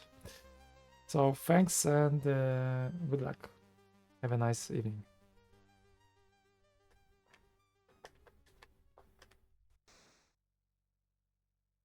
It's really fun to play on Commodore 64 actually, on the real hardware.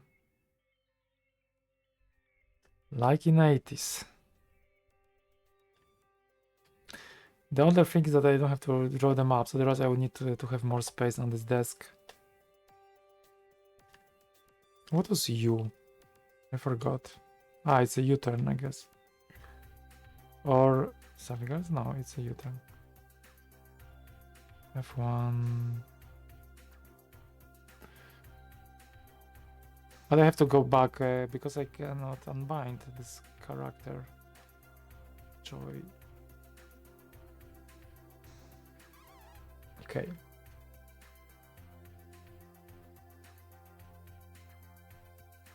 I'm playing for 2 hours, so I'm going to finish soon.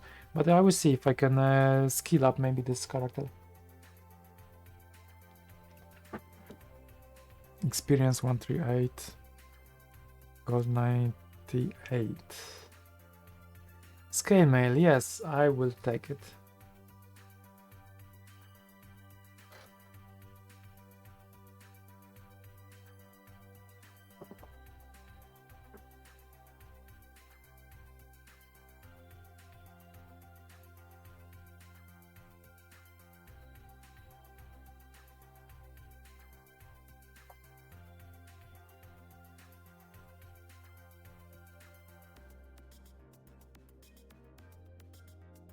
So I need to return, but I don't know any other way, to be honest, than going forward, because I know there where to exit. I think it's the top left, is it? Maybe not, but for sure I don't want to go further to Merquacid.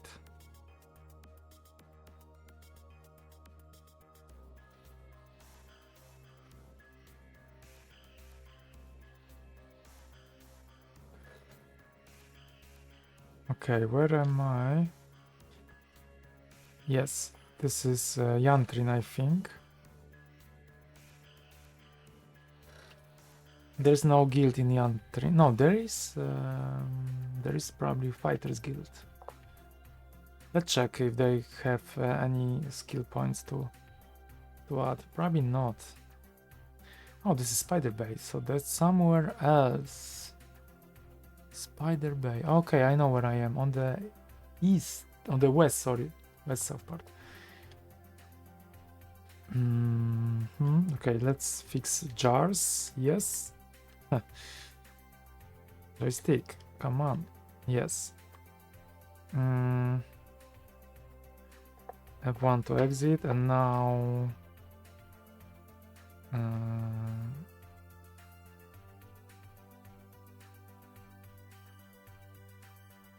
okay.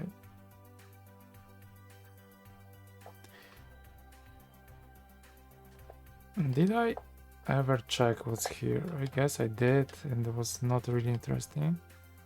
Oh, Fighters Guild. Okay. Okay, this one is leveled up. I guess everyone is leveled up. Okay. So I still need... Yeah, this is the wrong class, of course, but I still need some experience.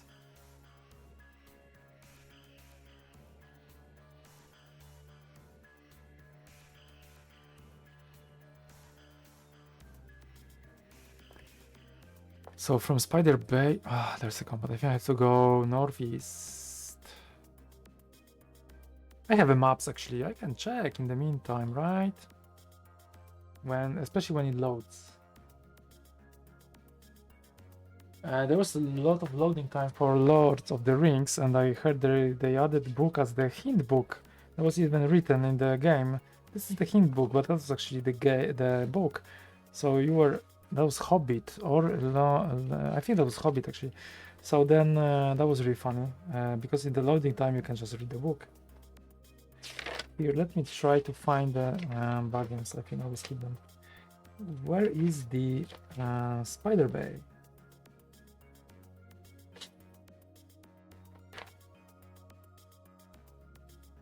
Just to let you know that this is like in 80s, playing like in 80s. I have all the maps. And now going to see where's the Spider Bay.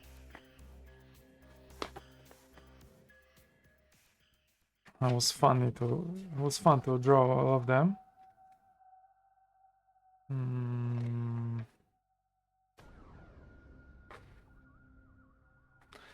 I cannot find it. It was fun, but I also had issues to really manage these maps the way it would be easy to follow. Because now I'm trying to find the Spider's Bay, for example. And I just don't know. Where is the next page? Spider's Bay, come on. I know by heart where it is, but not on the map. But still there is one place which I'm not entirely sure. Oh yeah, Spider Bay, I have it. It's there. Spider Bay, and then I have to go north east. And then when I will go northeast, this is on another map. Yeah, that's the part which I don't like, because when you don't know how big the map is, it's really hard sometimes to plan it on the sheet of a paper, which is of course limited. So that's the downside, but the good thing about it is that it's a pure exploration. So I think this one connects with this one. So this map is as big as this. You see these two things connecting together, and I have to go up. Yes, okay. That wasn't that hard.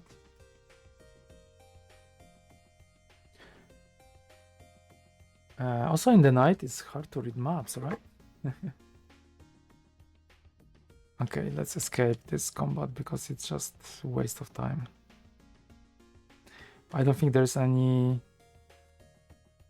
situation that escaping is going to harm my stats.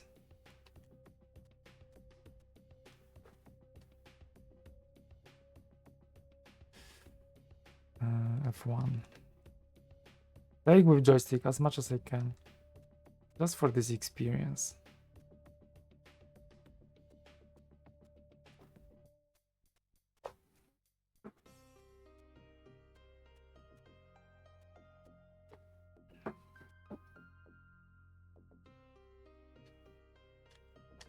Here, here, here, and this is the slowest one.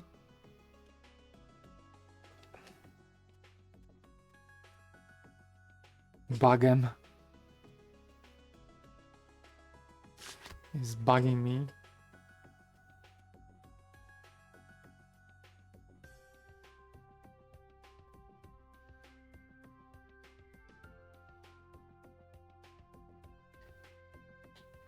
And escaped.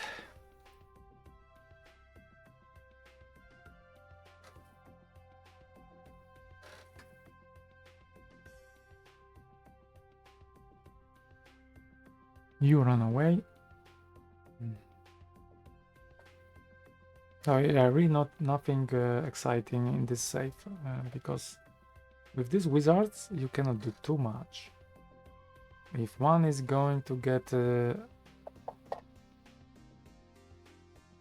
bound by anything like steel air or by the melt, I mean the being frozen.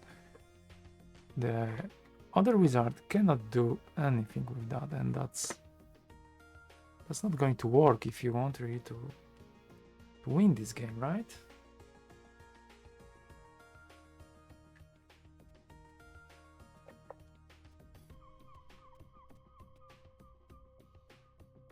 Have to go to sleep.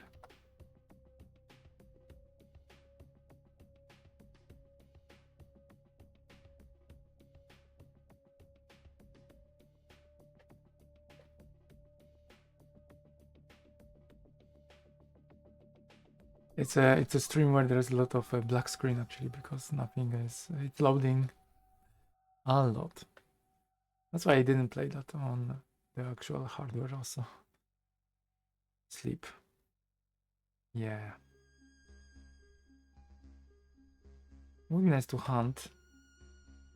Not successful, not successful. Successful.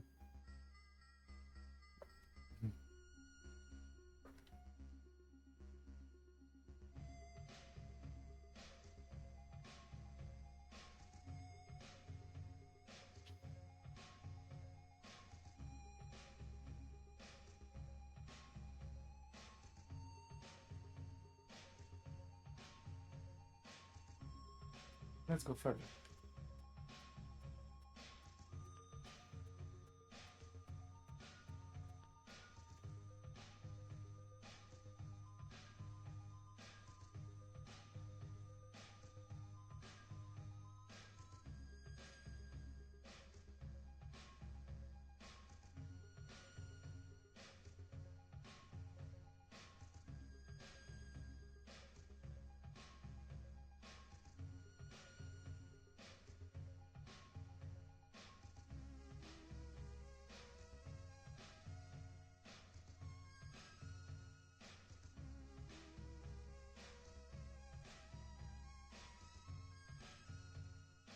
All the snakes, and they don't poison in this game. For Commodore 64 version, of course. For MS-DOS, they do. MS-DOS version, they do, which is hilarious.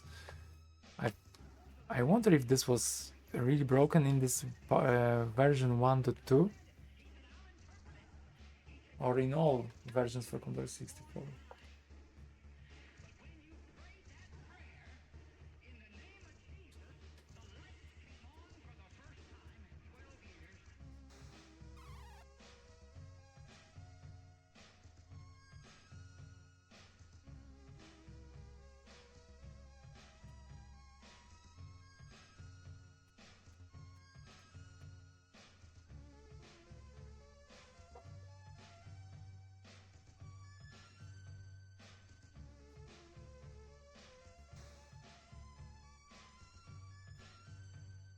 Poison me. You cannot poison.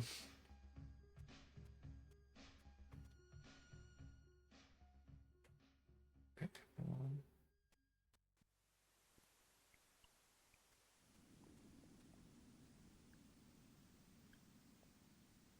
But yeah, it's quite fun to play it on with the joystick.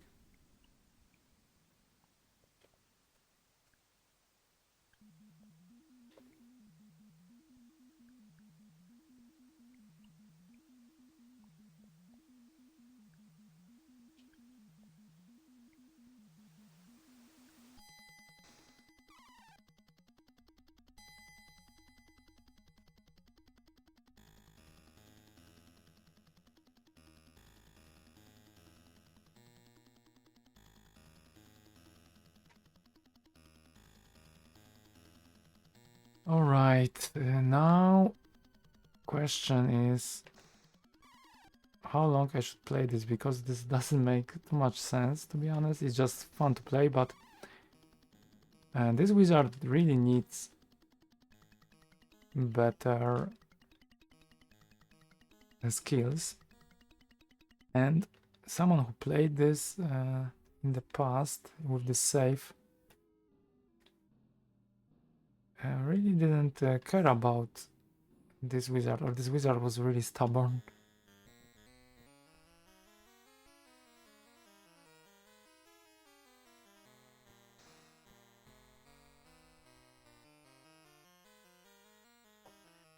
Yeah, so let's attack. And I would check how many points do I need when I get to the guild for wizards.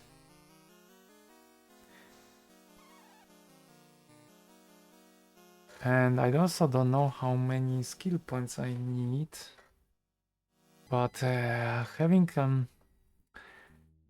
at least the wind, how it's called, wind runes, indeed. Having wind runes would be nice. Okay, experience of 36 points. It's not going to bring me too much of the experience to move to the next level, but yeah, it's always something.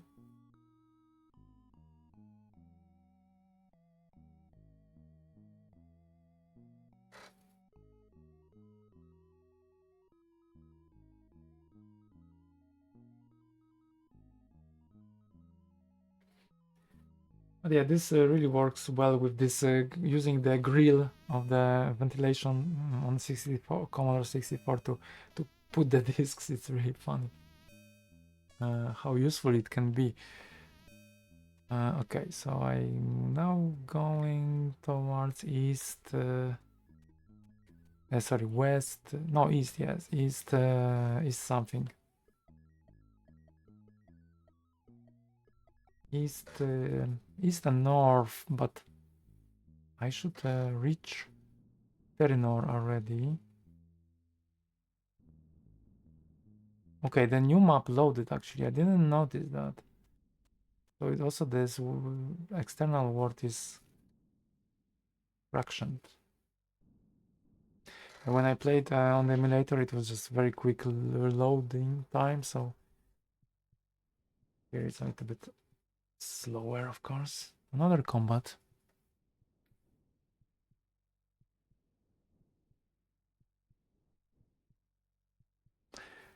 So yeah, the question is what to play next. I think maybe I'm leaning towards the Wizard Crown and the Eternal Dagger. And maybe then I should play Fantasy and Questron at the end. Questron might be one of the best, but I'm just wondering what the other games have to offer.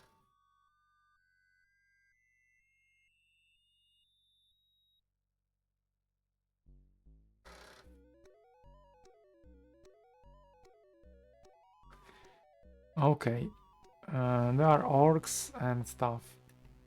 I think I should be able. Oh, there's one wizard. Would be nice to get through this orc, indeed. 3 pointers. Okay, maybe like this. And reach this wizard, but it's far. It's going to cast something nasty for sure. But I can also cast something. Column of Fire. Let's say 10 pointer on this level 4. And it's dead. Okay, no problem. No problemo. Okay. It's so fun to play this with joystick. Started to like it. Less mistakes than when I play with keyboard, and also more responsive.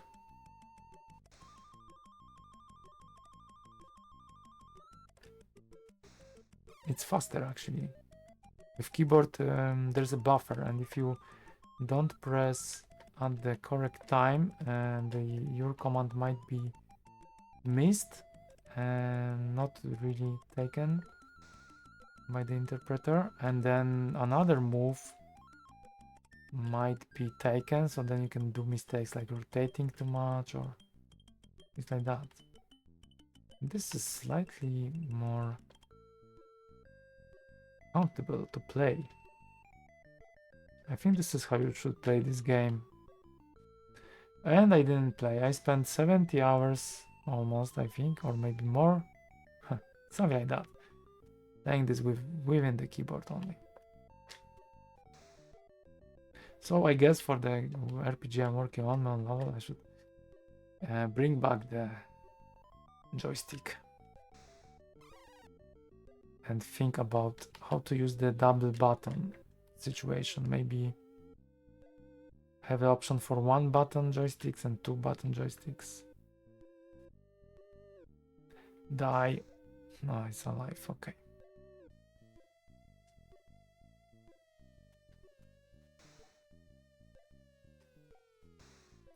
It's a nice game, kind of simple but nice. I would play it for ages.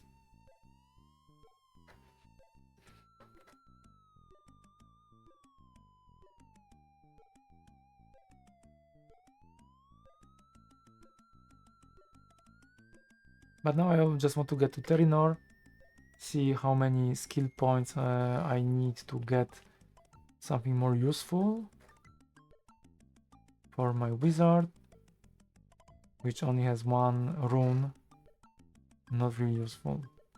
So I guess the best would be to get wind runes, because then I can unbind some of the spells, which are really annoying when one of my wizards is bind, then bound by still air or by frozen. Then really cannot. Then I have to go back. Cannot do anything. To go back to town, and that's all. This is not perfect. Because I cannot do anything. Okay, the next combat.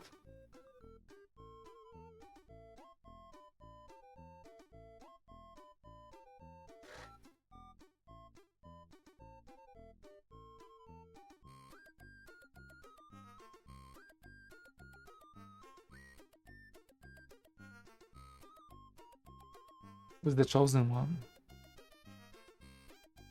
Be defeated. Okay, 4 death others. I think they are quite dangerous, but still they don't poison in the version for Commodore 64.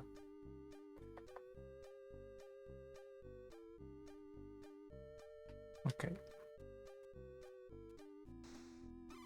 1 death. That's fast.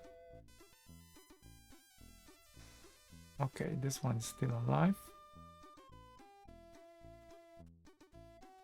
So fast to play with joystick, actually. It's amazing. Maybe move a little bit out, because snakes are fast. They will for sure try to attack me.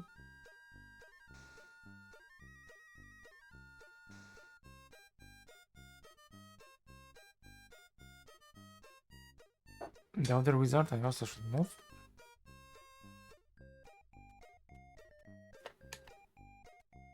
Okay, they are focused actually with my fighters, so that's fine. How to get the faster to F1 from here? If I press left, oh yeah, I just have to press left and then I'm on the last option. Okay, that's actually brilliant. 1 dead. Kill him. Joystick is so much responsive, because you just wait until the action comes. With the keyboard it would be ignored.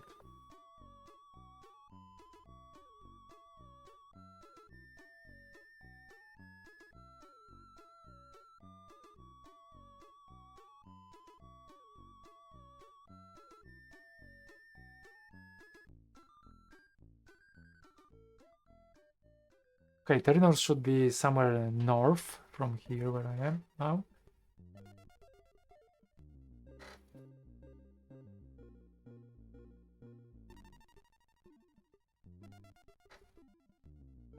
I'm actually happy that I get back to this game.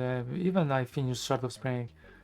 It's nice to play on the real hardware, and the box, it's amazing. It's really great. I'm very happy that I got it. Okay, I was mistaken by 2 fields going east, because Terranor is here.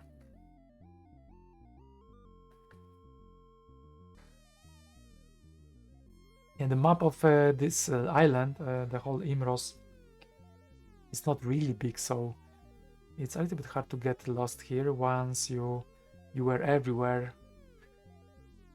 Okay, Mystic Sky, because they also have quite nice potions. I guess Shield, Frost, Storm, Light, Chains Ring. I guess I should buy something like this for the stuff. Then I could have a more advantage. Okay, this is not what I wanted. I want to go here and see how much. 1900. This is too much. And 2000. Okay, and if I do the math of the skills, which is a little bit hard in this game, unfortunately, I even don't know if I could have this skill to have enough points of skill, because it's 10 points. And looking at the that was Wizen. Ice runes, indeed. This is what this character has. So ice runes, let's see. It's you have to do this map by your own, unfortunately, in this game. Also in Demon's Winter, they didn't fix it in the sequel. So ice runes, this one, it's 5-pointer, okay. Weapon lore, 2, so it's 7. Potion lore, it's 2, so it's 9. And priesthood is 3, so this is 12 points. 12 points.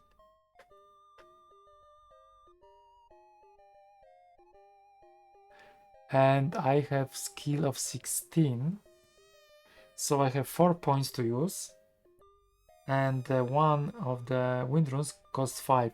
So when I level up, I would need to get at least 1 skill point, and then I can have wind runes for this player. But this is going to happen in 2000. No, not 2000. How much it was?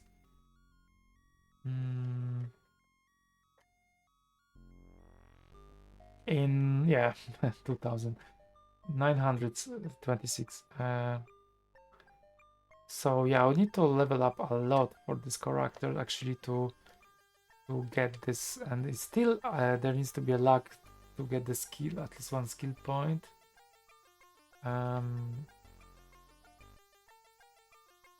This is not good. Yeah, this one I know where this place is.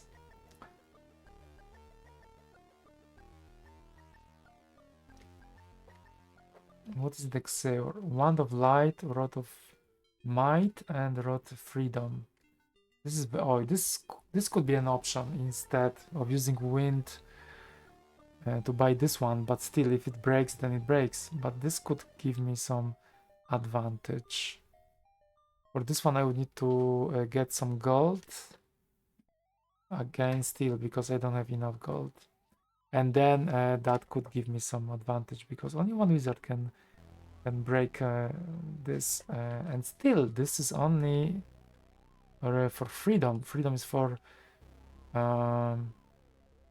which spell? Because this is not for all spells. This is not as easy. Still air. This is for still air, I guess.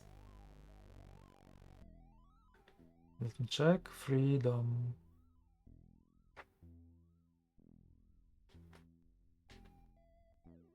Because there's still air as well.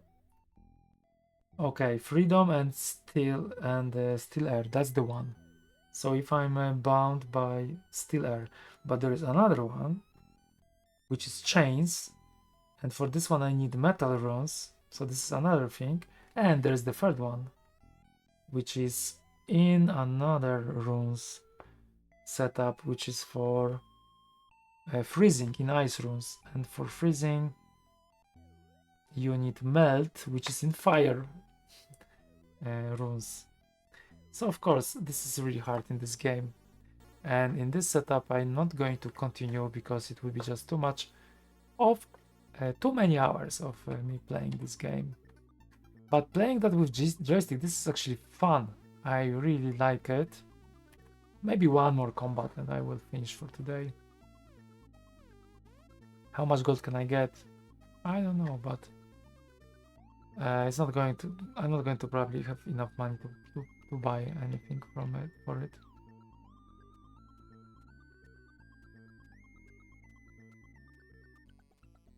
Okay, there's a combat.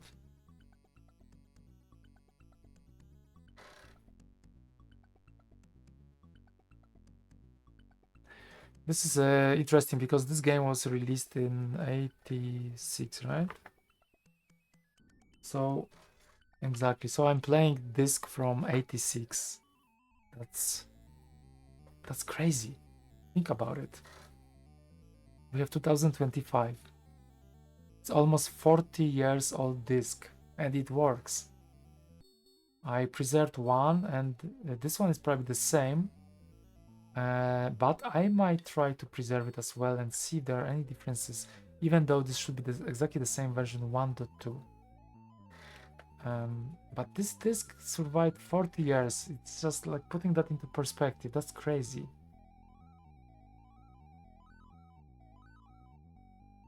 What are my opponents? I was so excited with this that I forgot to check. Okay, wizards. Unfortunately, fortunately, I mean, they are low level. So I can. Oh, I think I pressed F1 too many times. So, oh yeah, going left and then I'm on F1. Exactly. Left F1. Let's move this one. F1. I should probably already custom spells, but I'm just doing that for fun. Okay, the wizards are a little bit confused what they should do. I know what to do with them. Left and F1. Okay, this is quite easy. I mean, with joystick, it's fun to play. Now I want to play this game again with joystick. I wanted to play it this way, that's the worst thing. But I was not able because the saving didn't work with the emulation of the disk drive. And I just don't want to wait so much time playing this game from the disk. Is a little bit too much for a stream. Cast Hailstorm. Let's do this. Okay, I cannot. I will do it here because I don't want to attack my own wizard. Okay, two of them are dead. That's good enough.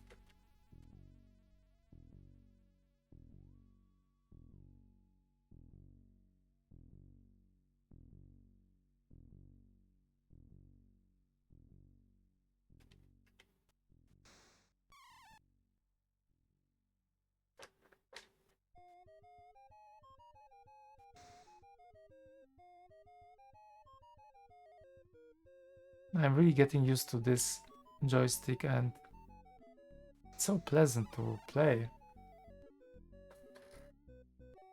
I should use some emulation for the emulator, maybe a joystick. I need to purchase something like this, USB or wireless. Yeah, the best would be wireless. There's a new Python joystick, I think. I could use this one. Could is it released? I don't remember. Or is it a project? Anyways, something like that would be nice to play with a joystick. If you can. And this game is perfect for joystick. It's much better experience actually.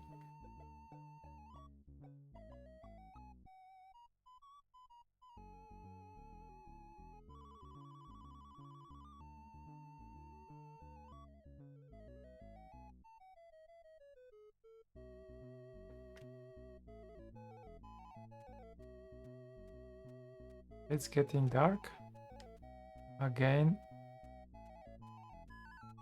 So I'll go to the camp.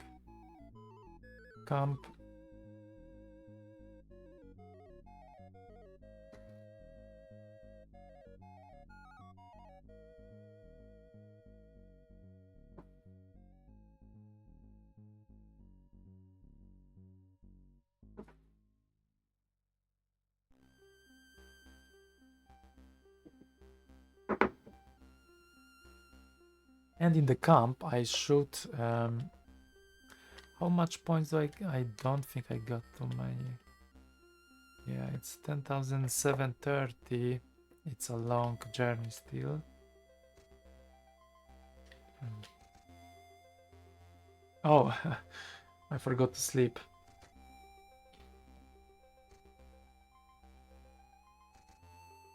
Actually, let the game force me to go to the bed. Let's say I don't have to. Oh yeah, there's a combat as well.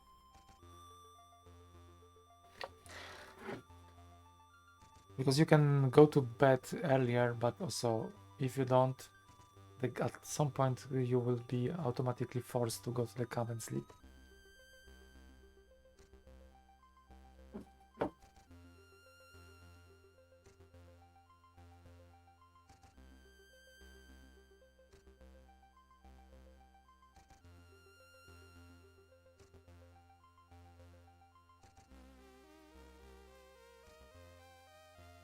Okay, spiders.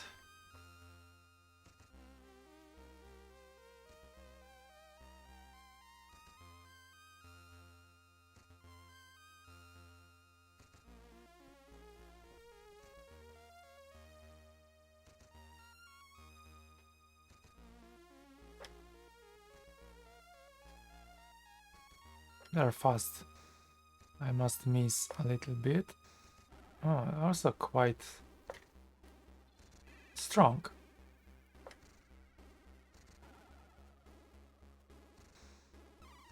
Not all of them. Okay.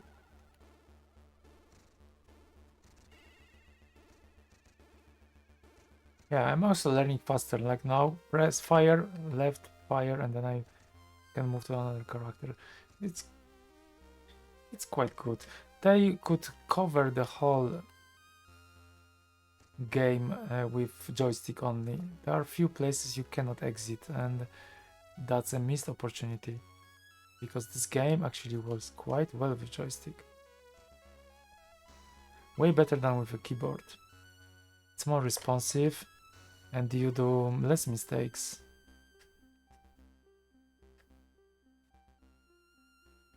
Fire, left, fire, and then you go to the next character.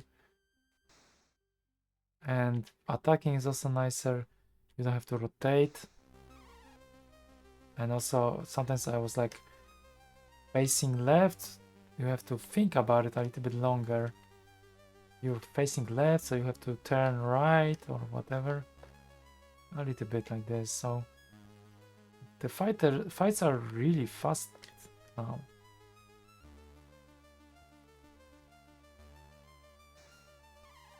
Yeah, it's much faster to fight. Less annoying.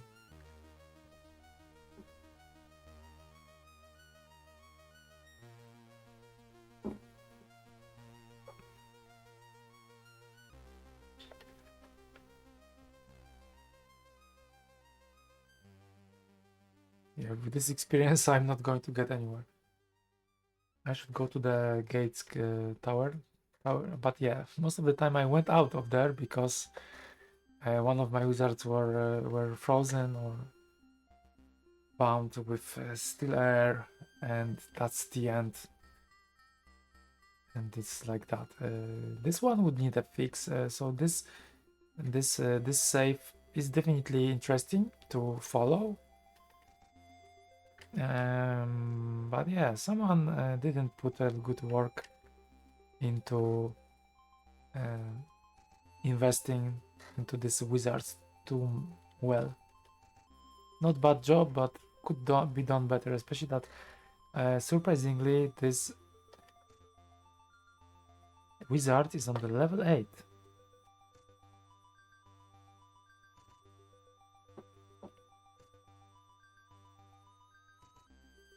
Oh, and another combat, so fast.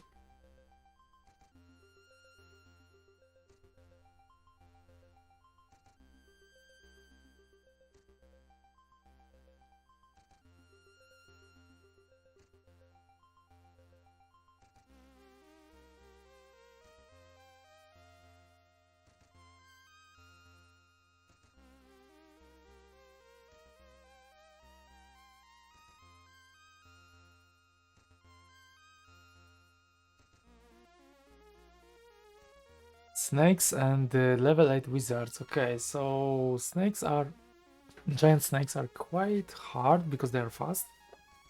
Only that. But level 8 wizard, that's a lot. That's a lot. I know what to do.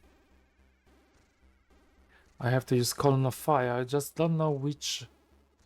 how many points? I don't have too many. Maybe I can try to attack and kill. No, this didn't work. 11. At least this is challenging. And this guy misses. And 12. Okay. That's a good start. Oh, this one went up and down then. Funny. Okay, let's cast. Column of fire, I guess 8 points. I have to preserve some of the points. Still alive. Okay, that didn't work. Oh, where this wizard goes actually? I never seen something like that. Interesting. Let me try to attack him from behind. I have some bonus points. Chains. But it breaks free. This is what I'm talking. One chain like that and... not enough points. And that's all. And you have to go back to the city. And unbind. It's the only way. Come on. Yes, okay, this is dead.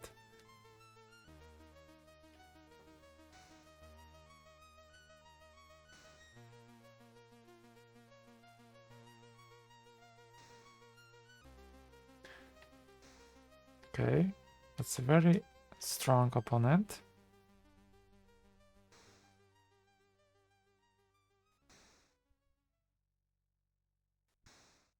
Eight points, that's a lot. 10 points, that's even more. Okay. Mer turn. I think... Do you have some... Oil lantern? No, you don't have anything like this. And now I cannot... I need to press F1 here.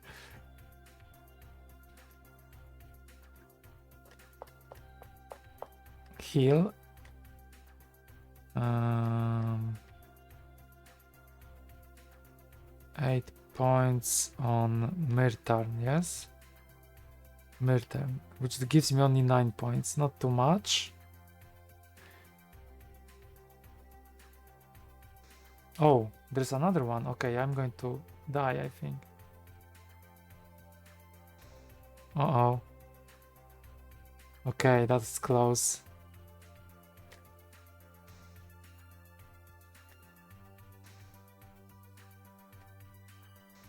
that's really exciting. Okay. I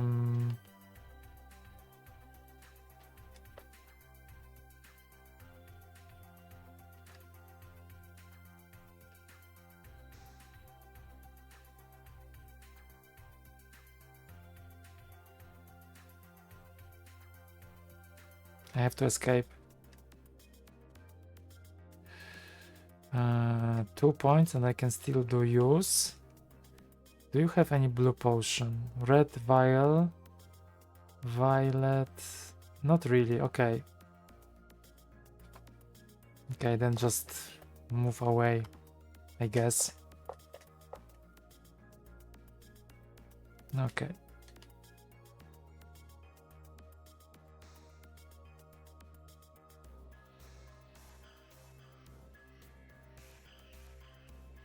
They almost killed my, not mine, but wizard. Okay, this one also has this.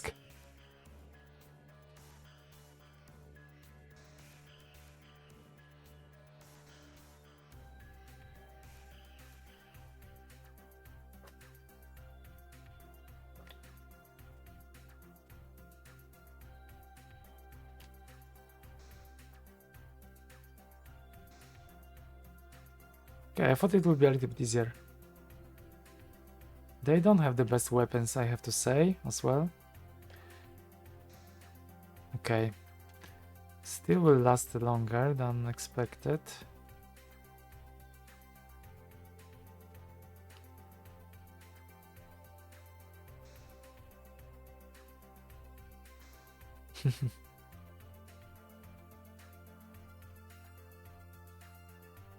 Uh-oh. Leave me alone.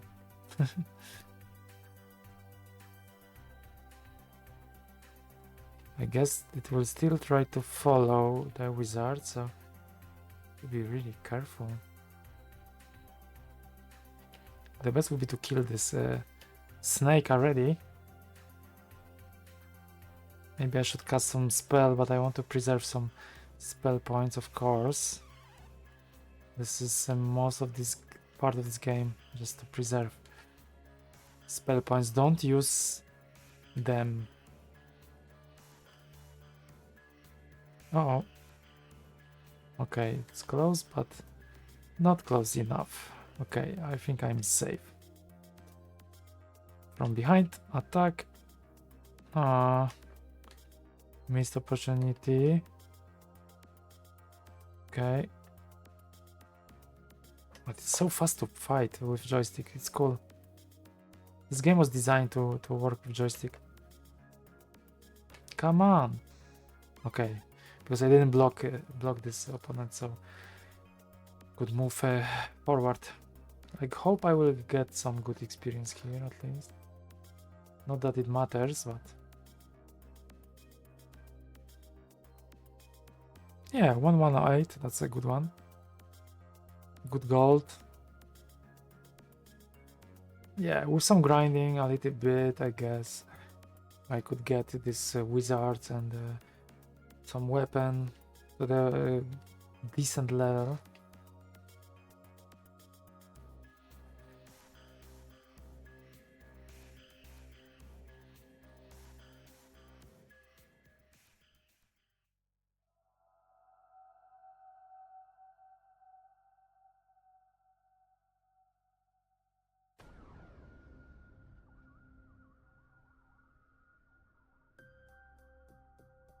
And just healing, and then after healing I could go further, but yeah, it's almost 3 hours already. I should finish.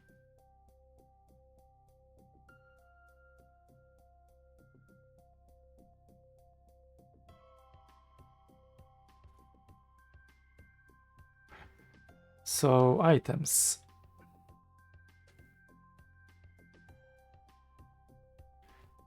Blue vials. This is what I want. Blue vial on Mertern. Oh, 8. That's a good one. Blue vial on Mertern. 4. This is not good. Not enough. 5. Okay, that's all you have. This one doesn't have anything. From blue vials, nothing here as well. Metal vial, that's probably protective, as far as I remember. And this one doesn't have. Okay, speed potion. So I have to use some, I guess. Yeah, some cast some spell. Unfortunately, this wizard is really useless. 10 points, maybe 10. Okay, 18. Okay, that's perfect. I can continue.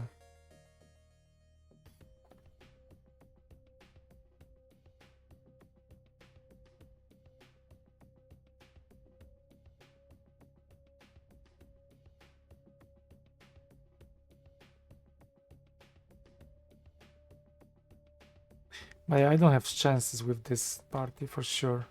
Still, I will try to see how far I can get. Up and then down. Up. Left. There's a gatekeeper. Okay. Oops, one step too far. Now I'm on the distant island. Oh, I think I don't have the spell actually to...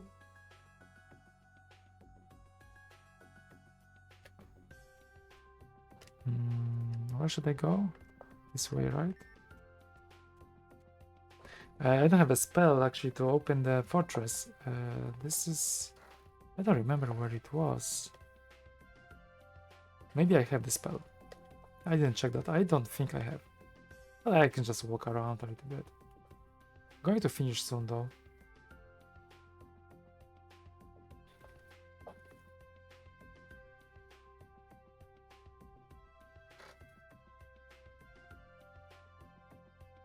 What is this fight about? That's what interests me the most. Okay, this is easy fight.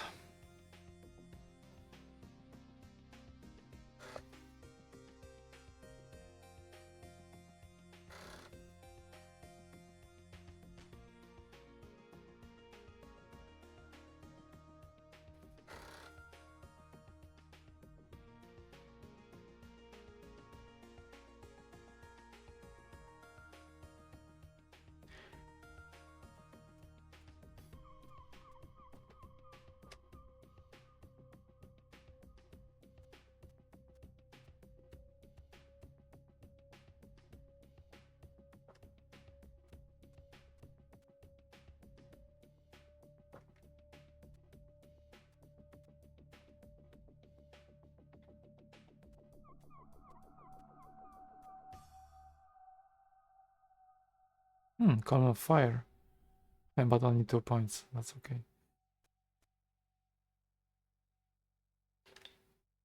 Okay, you even didn't move back, so I was able to attack you from behind so easily. Okay.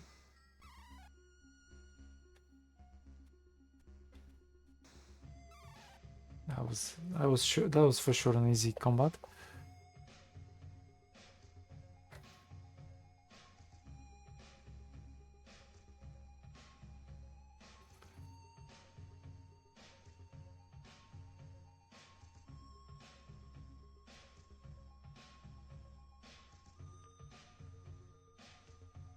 No loot, nothing.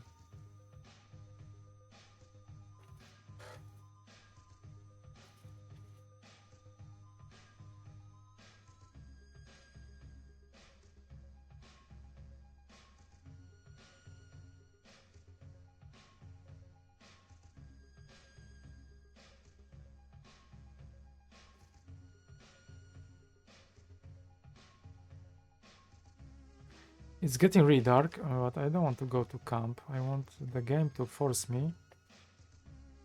Yeah, I think now I was forced to go to bed.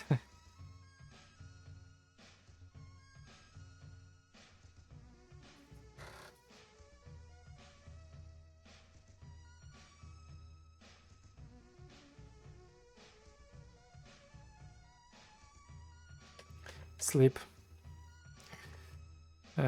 Let's hunt.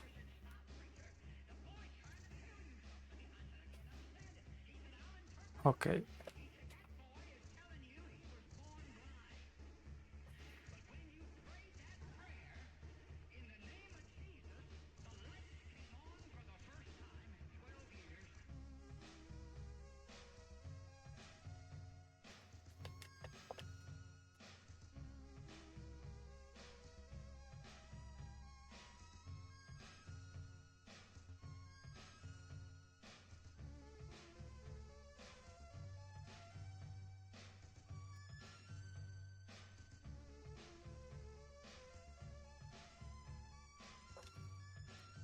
Okay.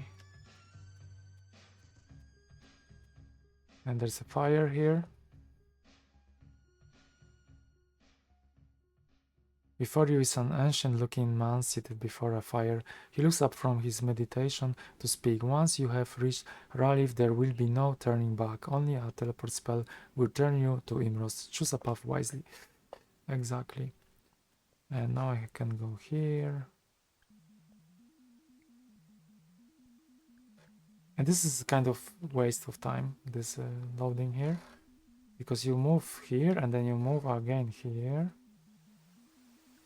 But I don't have the Reveille spell, so I cannot still open the gate. So I will just finish here.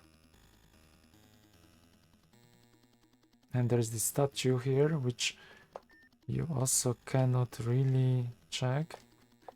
Yeah, let's see in the camp.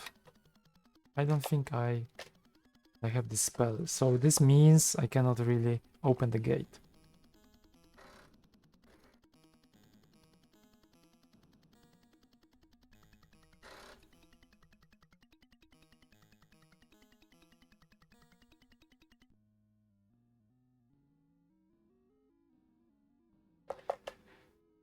Cast spell. Sorry. No, I didn't see this. Heal, transference, cure, resurrect, melt, break bonds. Yes, so okay. It looks like on this stage still this was not really discovered by someone who played this save. So I guess that's all for tonight. I'm really happy that I got this box. It was really great reward. I would love to get it before I actually finish the game, but you know, it is what it is. So once more, Shard of Spring for Commodore 64. At least this one I liked a lot. And now I am also hunting to get to find the Demon's Winter box. Maybe I should play Demon's Winter one more time. I really like the game. Slightly more than Shadow of Spring, but still I think it's a good game just to play for a while. I would like to say that even there were few issues with this game, I really enjoy it.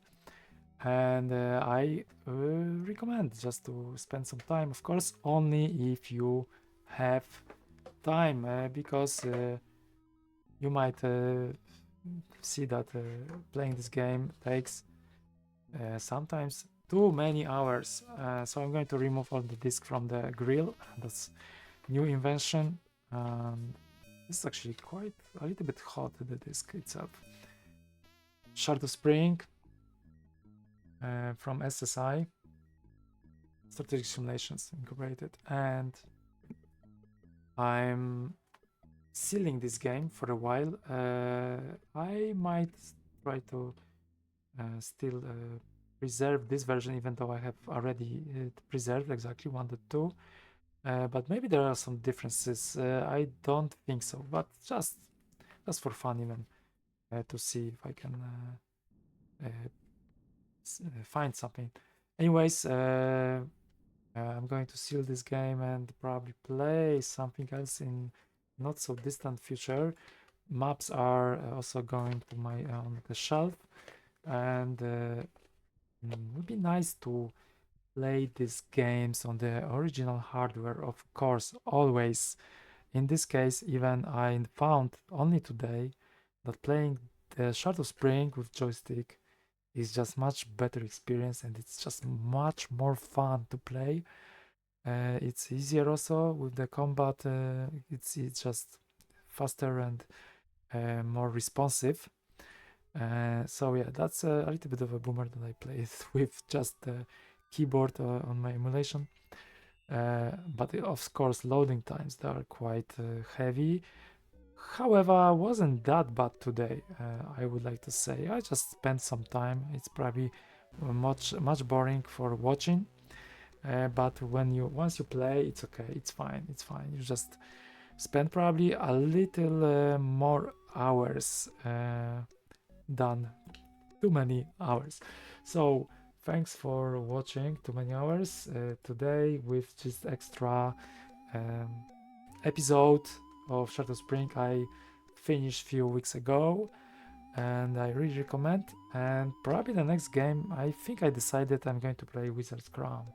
So that's the one thing. Also, please check my website for Commodore games, free games you can play also in your browser if you want on commodore.itch.io.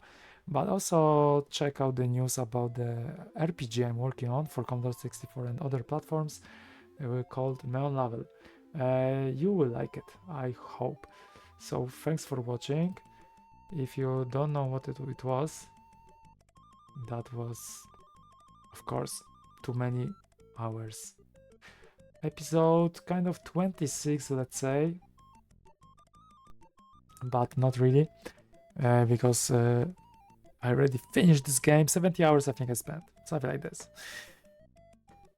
Once again, thanks for watching and see you in the next episode. Have a nice time. Bye.